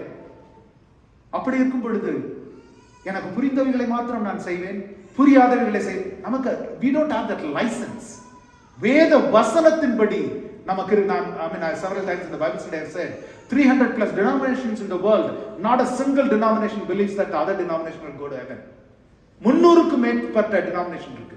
ஒரு டினாமினேஷன் கூட அடுத்த டினாமினேஷன் பரலோகத்துக்கு போகும்னு சொல்றது இல்லை. ராப்சர்ல எடுத்துக்கொள்ளப்பட போகிறது எந்த டினாமினேஷனும் கிடையாது. அது ரட்சிக்கப்பட்ட தேவனுக்காய் all sold out, all committed group of believers. It's not a denomination. Jesus never created a denomination. அது மனுஷருடைய கிரியை. அந்த டினாமினேஷன்ல கொடுக்கப்பட்ட கற்பனைகள் மனுஷருடைய கிரியை. நம்முடைய வாழ்க்கை வேதத்தினுடைய கோட்பாடுகளுக்கும் சபையின் கோட்பாடுகளுக்கும் வித்தியாசம் தெரியாமல் நாம் போகிற பொழுது தடுமாறி போகிறோம். பல நேரங்கள்ல என்னுடைய வாழ்க்கை அப்படிதான் இருந்தது. சபையின் கோட்பாடுகள் வேதத்தின் கோட்பாடுகளை விட உயர்வாய் வைத்திருந்தவன் நான். ஏன்னா நான் வைராக்கியமான ஒரு கிறிஸ்துவ குடும்பத்தில் பிறந்து வந்திருந்தேன். சத்திய வேதத்திற்கு கண்களை திறக்கும் என் வாழ்க்கை சரியா இருக்கிறதா என்பதை பார்க்கிறது. நான் லவோதிசியா சபையை குறித்து பைபிள் ஸ்டடியில படிக்கும்போது அதான் நான் சொன்னேன். ஆண்டவர் சொல்றாரு, உன்னுடைய அளவீடுகளையும் மதிப்பீடுகளையும் விட்டுவிட்டு என்னுடைய அளவீடுகளையும் மதிப்பீடுகளையும் நீ எடுத்துக்கொள். ஏன்னா நீ விலை உயர்ந்த உடை உயர்த்தி இருக்கிறேன் என்று சொல்லுகிறாய், ஆனால் நான் உன்னை நிர்வாணமாய் காண்கிறேன். நீ ஐஸ்வர்யமான் என்று சொல்லுகிறாய், நான் உன்னை தரித்திரனாய் காண்கிறேன். தேவன் சொல்றாரு, உன் மதிப்பீடுகளை எடுத்து போடு, உன் அளவீடுகளை எடுத்து போடு, என் உடையை தரித்துக்கொள், என் மதிப்பீடுகளை எடுத்துக்கொள், என் அளவீடுகளை தரித்துக்கொள். தேவன் லவோதிசியா சபைக்கு சொல்லுகிறார். பிரியமானவர்களே, இன்றைக்கு உங்களுக்கும் எனக்கும் அதைத்தான் சொல்றார். உலகம் கற்றுக் கொடுத்தது காரியங்கள் அல்ல, சபை கற்றுக் கொடுத்த காரியங்கள்ல சத்திய வசனம் உனக்கு என்ன கற்றுக் கொடுத்தது, அதன்படி உன் வாழ்க்கை இருக்கிறதா? யோவான் ஸ்நானகன் அதைத்தான் உலகத்திற்கு சொன்னார். வருகிறார் மெசியா, அவருடைய பாதரட்சையின் வாரை அவிழ்க்கிறதற்கு நான் தகுதியற்றவன், நான் உங்களுக்கு தண்ணீரால கொடுக்கிறேன், அவர் அக்கினியினால கொடுப்பார். அந்த வசனத்துல பாத்தீங்கன்னா யோவான் இயேசுவிடத்துல சொல்லும் பொழுது, இப்ப நான் இப்ப I was baptized by so and so அப்படிலாம் நம்ம சொல்லுவோம் இல்லையா? யோவானோட அந்த இடத்துல ஆவியானவர் எவ்வளவு அழகா எழுதியிருக்காருன்னா, வசனம் சொல்லாது நீர் நான் உம்மிடத்திலே ஞானஸ்தானம் பெற என்று வசனம் சொல்லாது. வசனம் அழகாய் சொல்லுகிறது, நான் உம்மாலே ஞானஸ்தானம் பெற. Baptizing through being baptized through Jesus, not by Jesus. நீங்க ஒரு மனுஷன் மூலமா நீங்க ஞானஸ்தானம் எடுக்கலாம், ஆனால் நம்மை உண்மையாய் ரட்சித்து நம்மை அலங்கரிக்கிறவர், தன்னுடைய ரட்சிப்பின் சால்வையினால அலங்கரிக்கிறவர் இயேசுவானவர் மாத்திரமே. இயேசுவானவர் மாத்திரமே. அந்த செய்தியை தான் யோவான் ஸ்நானகன் அன்றைக்கு அந்த ஜனங்களுக்கு கொண்டு வந்தார். இன்றைக்கு நமக்கு அவர் கொண்டு வந்திருக்கிறார். Just simply you are obeying Jesus and you are proclaiming that to the world. அவ்வளவுதான். Now இயேசு ஒரு விஷயம் யோசிச்சு பாருங்க. Did John the Baptist know Jesus is the Messiah? எல்லாரும் வசனம் வாசிச்சிருக்கோம் இல்லையா? யோவான் ஸ்நானகனுக்கு இயேசுவானவர் மெசியா என்று தெரியுமா தெரியாதா? He didn't know. யோவான் ஸ்நானகனுக்கு தெரியாது. யோவான் 1:33-34 வசனங்களை வாசிக்கலாமா? யோவான் 1:33-34. John 1:33-34. நானும் இவரை அறியாதிருந்தேன், ஆனாலும் ஜலத்தினால் ஞானஸ்நானம் கொடுக்கும்படி என்னை அனுப்பினவர் ஆவியானவர் இறங்கி யார் மேல் தங்குவதை நீ காண்பாயோ அவரே பரிசுத்த ஆவியினால் ஞானஸ்நானம் கொடுக்கிறவர் என்று எனக்கு சொல்லியிருந்தார். அந்தபடியே நான் கண்டு இவரே தேவனுடைய குமாரன் என்று சாட்சி கொடுத்து வருகிறேன் என்றார். இந்த வசனத்தை நாம் புரிந்து கொள்ளும் பொழுது, எதனால இயேசுவானவர் யோவான் ஸ்நானகனை குறித்து சொல்லும் பொழுது, ஸ்திரீகளிடத்துல பிறந்தவன் இல்ல, யோவான் ஸ்நானகனை காட்டிலும் மேலான தீர்க்கதரிசி இருந்ததும் இல்லை, இருக்க போகிறதும் இல்லை ஏன் சொன்னார் இந்த வசனத்தை புரிந்து கொண்டா நமக்கு தெரியும். எப்படி ஒரு விசுவாசம் யோவான் ஸ்நானகனுக்கு இருந்திருக்கணும். He does not know who Jesus is his cousin. அவ்வளவுதான். He knows him as his cousin. நான் அவருக்கு முன்னறிவிக்க வந்திருக்கிறேன். ஆனா அவர் யாருன்னே தெரியாது. அதுவும் சாதாரண மெசேஜ் சொல்ல வரல. ஒருத்தர் வர்றாரு, வந்தா உங்களுக்கு கொஞ்சம் உங்களை நல்லா பாத்துக்குவாரு, உங்களுக்கு நல்லா அப்படியா வரட்டும், நாங்க வெயிட் பண்ணிட்டு இருக்கோம் எல்லாரும் சொல்லுவாங்க. ஒருத்தர் வர்றாரு, உங்களை அக்கினினால சுட்டெரிக்க போறாரு, நீங்க எல்லாம் காலி, நீங்க விரியன் பாம்புக்கு எத்தனை பேர் காத்திருப்பீங்க? ரொம்ப தேவையா எனக்கு இவருக்கு இப்படிப்பட்ட ஒரு ஆளுக்காக? See what kind of he was an odd man out, not only by the looks. வெறும் காட்டு தேனையும் வெட்டுக்கிளிகளையும் உண்டு தோளுடைய வெறும், not only in his looks, in his message also John was an odd man out. யாராலையும் ஏற்றுக்கொள்ள முடியாத, அதே நேரத்துல யாராலையும் நெருங்க முடியாத ஒரு பரிசுத்தம் யோவான் ஸ்நானகத்தில். தெரிந்து கொள்ளப்பட்ட தீர்க்கதரிசி, தெரிந்து கொள்ளப்பட்டது. 400 வருடத்துக்கு அப்புறம் தேவன் ஒருத்தரை அனுப்புறாருன்னா எவ்வளவு, what a choicest selection that he would have. He chose John the Baptist. John the Baptist did not know, he did not care. எனக்கு கொடுக்கப்பட்ட செய்தி, என் தேவன், என்ன ஆவியானவர் எனக்கு சொன்னதை நான் சொல்லுவேன். அவர் நிச்சயம் நிறைவேற்றுவார். ஆமென். இன்றைக்கு நம்ம நினைக்கிறோம், ஓ எனக்கு இதெல்லாம் தெளிவா தெரிஞ்சு, இந்த கேள்விகள்லாம் எனக்கு புரிஞ்சு, இதெல்லாம் you will never ever enter into the kingdom. ஏன்னா சுய புத்தியினாலே, நம்முடைய மாம்ச புத்தியினாலே ஒரு நாளும் அதை நாம் அறிந்து கொள்ள முடியாது. ஆவியானவராலே மாத்திரம்தான். அதனாலதான் யோவான் ஸ்நானன் என்ன பண்ணார் தெரியுமா? நான் செய்கிறதை நான் செய்வேன். எபிரேயர் 10:36 நான் சொன்னது அதான். பிதாவின் சித்தப்படி செய்து கொண்டு இருங்க, பொறுமையோடு நீங்க தொடர்ந்து செய்து கொண்டே இருங்க. யோவான் ஸ்நானன் என்ன சொல்றாரு? நான் அவரை அறிவித்தது மாத்திரமல்ல, தேவ ஆவியானவரிடத்திலே ஒரு அடையாளத்தை கேட்கிறார். யோவான் ஸ்நானன் ஜெபிக்கிறார், ஆண்டவரே மெஸ்ஸியாவை முன்னறிவிக்க நான் வந்திருக்கிறேன் என்று சொல்றீங்க. மெஸ்ஸியா யாருன்னு எனக்கு தெரியாது. நான் பாட்டுக்கு யாராவது தப்பான ஒரு ஆளை கையை காமிச்சு ஒரு மெஸ்ஸியான்ட்டா நான் என்ன செய்யறது? யோவான் ஜெபிக்கிறார். நம்ம என்னமோ நினைக்கிறோம், அவங்க 2 பேரும் கசின்ஸ், அவங்க 2 பேரும் டெய்லி பேசிக்கிட்டாங்க, ஒருத்தர் ஆசீர்வதிச்சுக்கிட்டாங்க. No, he was a human like us. He was mere flesh like us. அவர் தடுமாறினார். நான் என்னுடைய அழைப்பில் நான் தவறி போயிருவேனோ, வேற யாராவது தவறான கையை காமிச்சு இவர் தான் வரப்போற மெஸ்ஸியான்னு சொல்லிருவேனோ, நான் எப்படி ஆண்டவரே, எப்படி ஆவியானவரே, இவர் தான் மெஸ்ஸியா என்று நான் அறிந்து கொள்ள முடியும்? யோவான் ஜெபிக்கிறார். அந்த ஜெபத்திற்கு பதில் தான் 33-34. எவர்மே புறாவை போல பரிசுத்த ஆவியானவர் இறங்கி வருகிறாரோ அவரே மெஸ்ஸியா. பிரியமானவர்களே, நம்முடைய வாழ்க்கையிலும் நீங்க எனக்கு காட்டுங்க ஆண்டவரே, அப்புறம் நான் செய்யறேன்றதல்ல, நான் செய்யற ஆண்டவரே நீங்க எனக்கு காட்டுங்க. அதுதான் கிறிஸ்துவ வாழ்க்கை. அதுதான் கிறிஸ்துவ வாழ்க்கை. நான் so many times I've said this, seeing is believing என்பது உலகம் சொல்கிற படிப்பினை, believing is seeing என்பது வேதத்தின் படிப்பினை. நாம் எதன்படி சென்று கொண்டிருக்கிறோம்? நீ விசுவாசித்தால் தேவனுடைய மகிமையை காண்பாய். விசுவாசித்தால் தேவனுடைய மகிமையை காண்பாய். நான் மகிமையை கண்டா நான் விசுவாசிக்கிறேன் ஆண்டவரே, நான் அது வரைக்கும் நான் அப்படி இல்லை. நீ விசுவாசித்தால் தேவனுடைய மகிமையை காண்பாய்.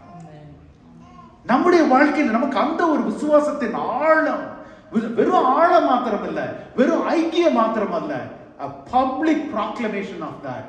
அந்த தைரியம் நமக்கு வேணும். That's what I said. ஞானஸ்தானம் நாம் கற்றுக் கொடுக்கிறது லைஃப் லாங் ஆக்ஷன்.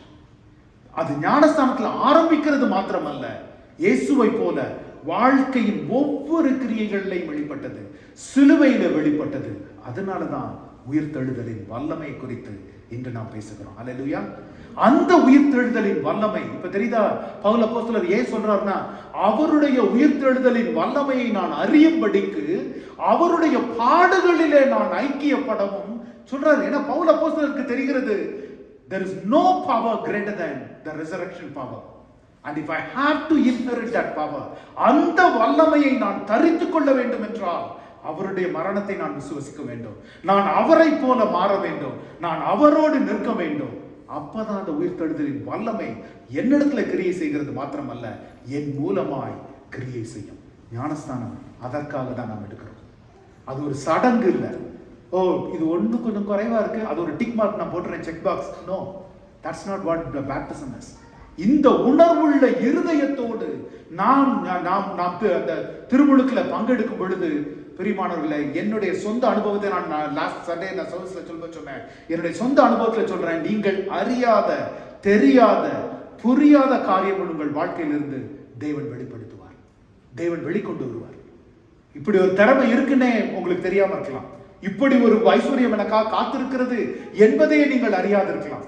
ஆனால் தேவன் மகிமையின் வெளிச்சமா, ஏன்னா அந்த நேரத்துல பிதா என்ன சொன்னாரு? மனுஷரின் முன்பாய் என்னை ஏற்றுக்கொள்ளுகிறவன், என்னை அறிக்கையிடுகிறவன் எவனோ என் பிதாவின் முன்பாய் அவனை நான் அறிக்கையிடுவேன். நம்ம அறிந்து புரிந்து ஞானமே இல்லாத ஒரு நாட்கள்ல யாரோ நமக்காய் சொன்னதல்ல, மனுஷரின் முன்பாய் என் சுய உணர்வோடு, என் சுய ஆத்மாவோடு, என் சுய பலத்தோடு ஆண்டவரை உம்மை நான் அறிக்கையிடுகிறேன். ஒரு நாள் நீர் பரலோக ராஜ்யத்துல எனக்காய் அறிக்கையிடுவேன். என்ன பரலோக ராஜ்யத்தை குறித்து சொல்லும்போது என்ன சொல்றாங்க தெரியுமா? We'll close with this. There's a lot more in this sermon, but we'll close with this given the time. பரலோக ராஜ்யத்தை குறித்து சொல்லும்போது என்ன சொல்றாங்க தெரியுமா? நம்ம நினைக்கிற மாதிரி அந்த ஜட்ஜ்மெண்ட் டேக்கு போகும்போது, ஓ நீங்கெல்லாம் நல்லவங்க, நீங்க எல்லாம் போங்க அப்படின்னு சொல்லி அபுதமாய் போகிறது அல்ல. நாம போய் நியாயத்தீர்ப்புல நிற்கும் பொழுது சாத்தான் நமக்கு எதிராக வருவானா, வந்து நமக்கு எதிரான குற்றப்பத்திரிகையை அவன் முழுவதுமாய் வாசிப்பான். இவளையா பரலோகத்துக்குள்ள விடுறீங்க, இவனையா பரலோகத்துக்குள்ள விடுறீங்க, இவன் பண்ண அநியாயத்தெல்லாம் பாருங்கன்னு சொல்லி வாசிப்பான். முழுவதும் வாசித்து முடித்த பின்பு இறுதியாய் இயேசுவானவர் என்னுடைய பரிசுத்த ரத்தத்தினால, அவனுடைய கிருபை, அவனுடைய கிரியைகளினால் அல்ல, என் ரத்தத்தினால் என்று நமக்கு சாட்சி கொடுப்பார். அது ஒரு நியாயாதிபதியின் காட்சி. அது இயேசு நியாயாதிபதி என்று அழைக்கப்படுகிறார். இப்ப ஜட்ஜு கோர்ட்ல நீங்க போனீங்கன்னா உங்களை தானே தெரியும், எனக்கு நீங்க நல்லவங்கன்னு தெரியுமே, நீங்க போயிட்டு வாங்க அப்படின்னு நினைச்சு விட்டுருவாரு ஜட்ஜு. எவ்வளவு உங்களை தெரிஞ்சாலும் 2 லாயர்ஸோட ஆர்குமெண்ட்ஸையும் கேட்டு 2 பேருடைய இதையும் வெயிட் பண்ணி, அப்படி இயேசுவானவர் நியாயாதிபதியாய் அமர்ந்திருக்கிறார். We'll close with this actually. Martin Luther, before the Reformation, he was tormented in his dreams. தன்னுடைய கனவுகளிலும் தரிசனங்களிலும் அவர் அந்த ரெஃபர்மேஷனுக்கு முன்பாக ரொம்ப டார்மெண்டட். ஒவ்வொரு நாள் இரவும் சாத்தான் அவருடைய கனவுல குற்றப்பத்திரிகையை எடுத்து ஒரு பெரிய பேப்பர் ரோல் மாதிரி வைத்து அதை விரித்து கொண்டே வருவான். ஒவ்வொரு பாவமாய் வாசிப்பான். அவர்கிட்ட நீ போய், ஏன்னா அந்த நாட்கள்ல கத்தோலிக்க சபை என்பது இட்ஸ் a powerful kingdom. அந்த நாட்கள்ல கிங்டம் மாதிரி, சரியா? சோ அதை நீ இப்படிப்பட்ட ஒரு பெரும்பாவி, நீ இப்படிப்பட்ட ஒரு கேவலமான மனுஷன், நீ இதையெல்லாம் செய்திருக்கிற, நீ இப்படி எல்லாம் வாழ்ந்திருக்கிற, ஒவ்வொரு நாள் ராத்திரியும் குற்றப்படுத்திக்கிட்டே இருப்பான். அவர் நினைப்பாராம், அடுத்த நாள் நான் இதை செய்ய போகிறேன் நினைப்பாராம். இல்ல, வேண்டாம், I don't think I'm worthy, I don't think I'm qualified அப்படின்னு விட்டுருவாராம். திரும்ப அடுத்த நாள் நினைப்பாராம், இன்னும் புதுசா 4 குற்றச்சாட்டை கொண்டு வருவாராம். இப்படியே தொடர்ந்து நடந்து கொண்டிருந்த பொழுது அவர் தன்னுடைய நண்பரோடு பேசி கேட்கிறார், what do I do with this? அவருக்கு ஒன்றும் பதிலே தெரியல. இதற்கு நான் எப்படி, நீ பெரிய ஞானி அப்போ அவர் தன்னுடைய ஜெபத்துல ஆண்டவர் இடத்துல கேட்கிறார், ஆவியானவர், what do I do? எனக்கு இதிலிருந்து எப்படி மீண்டு வருகிறது? என்றைக்கு நான் வெளியில வர்றது?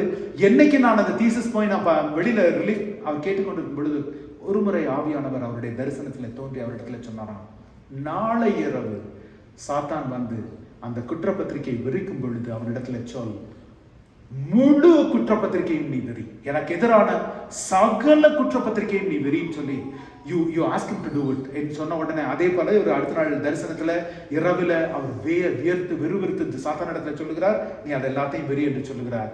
அந்த வெறுந்து கடைசி வரி அந்த குற்றப்பத்திரிகையில இருந்ததான், மேற்சொன்ன எல்லாவற்றையும் கிறிஸ்து இயேசுவானவர் சிலுவையில அறைந்து தன்னுடைய பரிசுத்த ரத்தத்தினால கழுவி இவரை மீட்டார் என்று எழுதியிருந்தார்.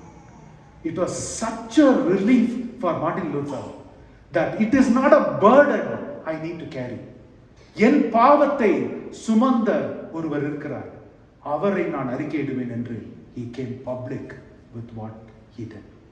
பிரியமானவர்களே, இன்று நாம் ஞானஸ்தானத்திற்குள்ள வரும் பொழுது அதைத்தான் நாம் செய்கிறோம். ஆண்டவரே, என் வாழ்க்கையிலே பாவங்கள் எவ்வளவோ உண்டு. நான் இன்றைக்கு ஞானஸ்தானம் எடுக்கிறதுனால நாளையிலிருந்து நான் பரிசுத்த மிஸ்டர் ஹோலியோ இல்லை மிஸ் ஹோலியோ கிடையாது, பரிசுத்தவான் கிடையாது. ஆனா ஆண்டவரே, இனிமேல் என்னால் பாவத்துல ஜீவிக்க முடியாது. Consciously I cannot live in sin. Consciously I cannot commit sin. ஏனென்றால் என்னுடைய பாவ அறிக்கையை நான் உணர்ந்து நான் ஏற்றுக்கொண்டது மாத்திரமல்ல, இன்றைக்கு என் சபையாகிய குடும்பத்திற்கு நான் அறிவித்திருக்கிறேன். நான் உமக்கு சாட்சியாய் உலகத்தின் முன்பாய் நின்று இருக்கிறேன்.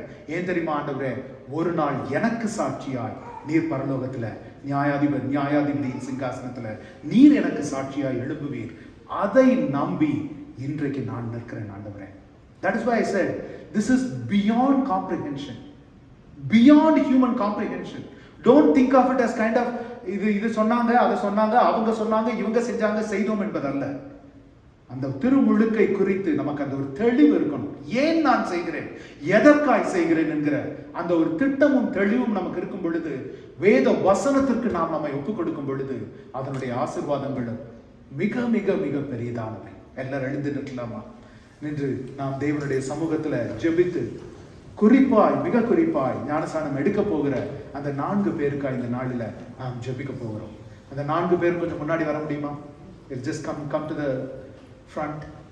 ஞானஸ்நானம் இன்னும் வேற யாராவது, if you are led by the Spirit, if you want to come, feel free to come and then come to the center of come to the front. நாம் எல்லாரும்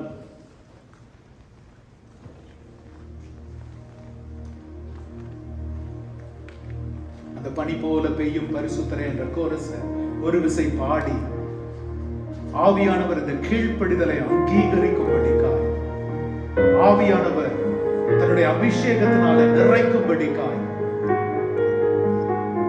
மனுஷரின் முன்பாய் என்னை ஏற்றுக்கொள்ளுகிறவன் எவனோ, என்னை அறிக்கையிடுகிறவன் எவனோ, அவனை குறித்து நான் பரலோகத்துல நான் ஒரு நாள் அறிக்கையிடுவேன் என்று சொல்லியிருக்கிறார். அதனுடைய ஆழம் அகலம் நீள நமக்கு புரியாத இருக்கலாம். ஆனா இந்த நாளில அப்பா எனக்கு புரிந்த காரியங்கள் அல்ல, புரியாத காரியங்களிலும் நான் உமக்கு கீழ்ப்படுகிறேன் ஆண்டவரே. ஏனென்றால் அழைத்தவர் நீர் உண்மையுள்ளவர், வாக்குரைத்தவர் மாறாதவர். உம்மை நம்பி நான் வந்திருக்கிறேன் ஆண்டவரே, உம்மை நம்பி வந்திருக்கிறேன் ஆண்டவரே என்று அவரிடத்துல சொல்லி அதற்கு ஒரு சின்ன கோரஸ் மட்டும் பாடி ஜெபித்து நாம் திருமுழுக்கு கடந்து சென்றோம். பனி போல பெய்யும் பரிசுத்தரே, மழையாக பொழியும் ஆவியே.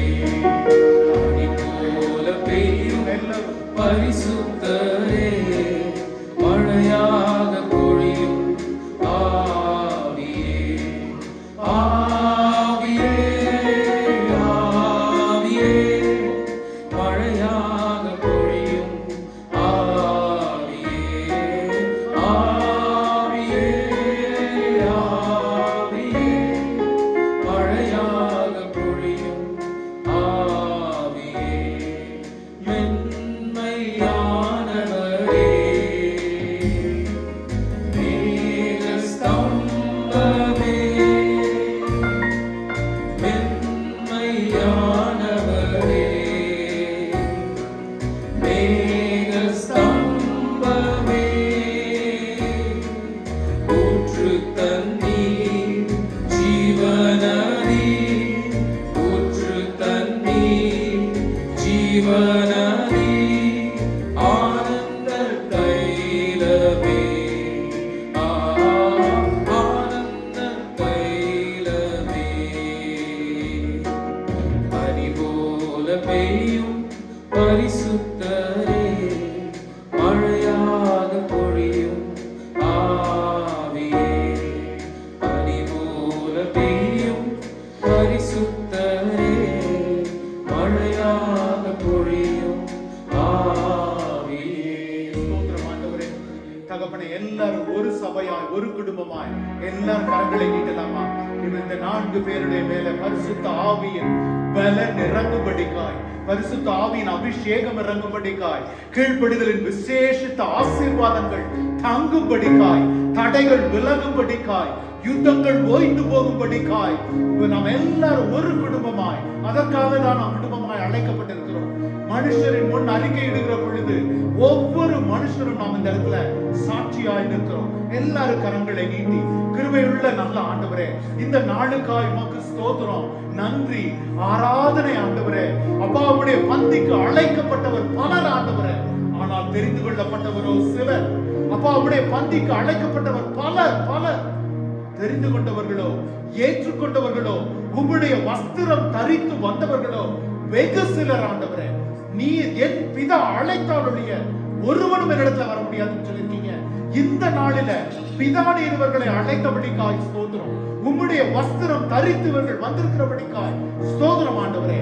இந்த கீழ்ப்படிதலை கர்த்தர் நீர் அங்கீகரிப்பீராக, இந்த கீழ்ப்படிதலை அங்கீகரிப்பீராக.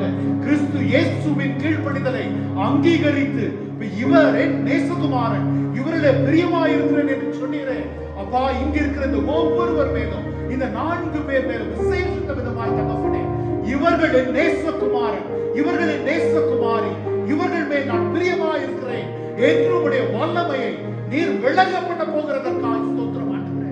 அப்பா, உயிர்த்தெழுதலின் வல்லமை ஆண்டவரே இவர்களுக்குள் தரிப்பிக்கப்படும்படிக்காய் அப்பா, இதுவரை இருந்த வாழ்க்கை அல்ல, ஒரு புதியதொரு வாழ்க்கையை அப்பா, ஒரு புதியதொரு அபிஷேகத்தை, புதிய கதவுகளை கர்த்தர் நீர் திறக்கும்படிக்காய், கர்த்தரின் கரத்தின் கருவிகளாய் பயன்படுத்தும்படிக்காய் தேவனுடைய ஸ்தானாதிபதியாய் நின்று இயேசுவின் நாமத்தினால ஆசீர்வதிக்கிறேன் தகப்பனே, ஆசீர்வதிக்கிறேன் தகப்பனே. பிதா, குமாரன், பரிசுத்த ஆவியின் நாமத்தினால இந்த நாட்களில எந்த பரிசுத்த ஆவியினால எங்களுக்குள்ள தேவ அன்பு ஊற்றப்பட்டிருக்கிறதோ, எந்த பரிசுத்த ஆவியினால கிறிஸ்து இயேசு மரித்தோரிலிருந்து உயிர்த்தெழுந்தாரோ, அதே பரிசுத்த ஆவியானவர் இன்று சாவுக்கேதுவான இந்த சரீரங்களை உயிர்ப்பிக்க செய்கிறதற்காக உமக்கு ஸ்தோத்திரம். உமக்கு நன்றி ஆண்டவரே, உமக்கு நன்றி தகப்பனே, உமக்கு நன்றி. காரியங்களை வாய்க்க பண்ணுகிற கர்த்தர் ஒவ்வொருவருடைய வாழ்க்கையிலும் அதிசயங்களை காணப்படும். இவர்கள் விசுவாசித்திருக்கிறார்கள், கீழ்ப்படிந்திருக்கிறார்கள். தேவ மகிமையை காண அவர்கள் கண்களை திறக்கிறார்கள். பரிசுத்த இயேசுவின் நாமத்தில் ஜெபிக்கிறோம் ஜீவனுள்ள நல்ல பிதாவே. ஆமென், ஆமென். நம் பிதாவாகிய தேவனுடைய அன்பும் குமாரனாகிய இயேசுவின் மனதுருக்கம் பரிசுத்த ஆவியின் வழி நடத்துதல் இன்றும் என்றும் நம் அனைவரோடும் இருப்பதாக. ஆமென், ஆமென், ஆமென். Privilege to be in baptism, representing the death that Jesus died for us and the resurrection that he brought for us. And 4 of our dear brothers and sisters have come forward to proclaim publicly their commitment and their love for Christ today. As one family, as a family of Christ, now we will baptize them one by one. First, Densi, what is your profession of faith? Jesus Christ is my Lord and Savior. My dear sister, upon the proclamation of that faith that Jesus Christ is your Lord and Savior, I baptize you in the name of the Father and of the Son and of the Holy Spirit. Buried with Christ in his death, raised to walk in the newness of his life.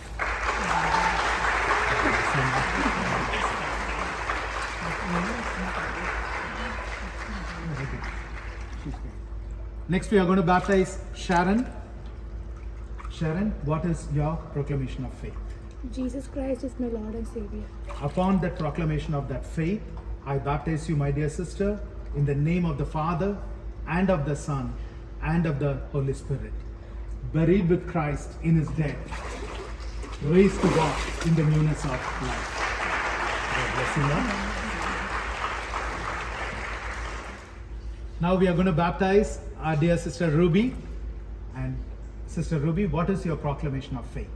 Jesus Christ is my Lord and Savior. Amen. Amen. Amen. Amen. My dear sister, upon the proclamation of that faith, I baptize you in the name of the Father and of the Son and of the Holy Spirit. Buried with Christ in his death, raised to walk in the newness of life. Amen.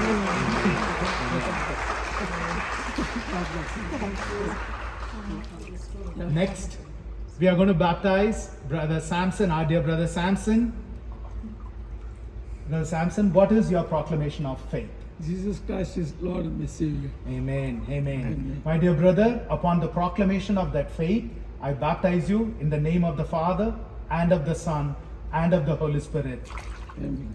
Buried with Christ in his death, raised to walk in the newness of life. Amen. Congratulations. Dear church family, each and every one of you, and including me, are a witness to this, that we will walk with them in Christ's life. God bless, and let's meet back in the fellowship hall.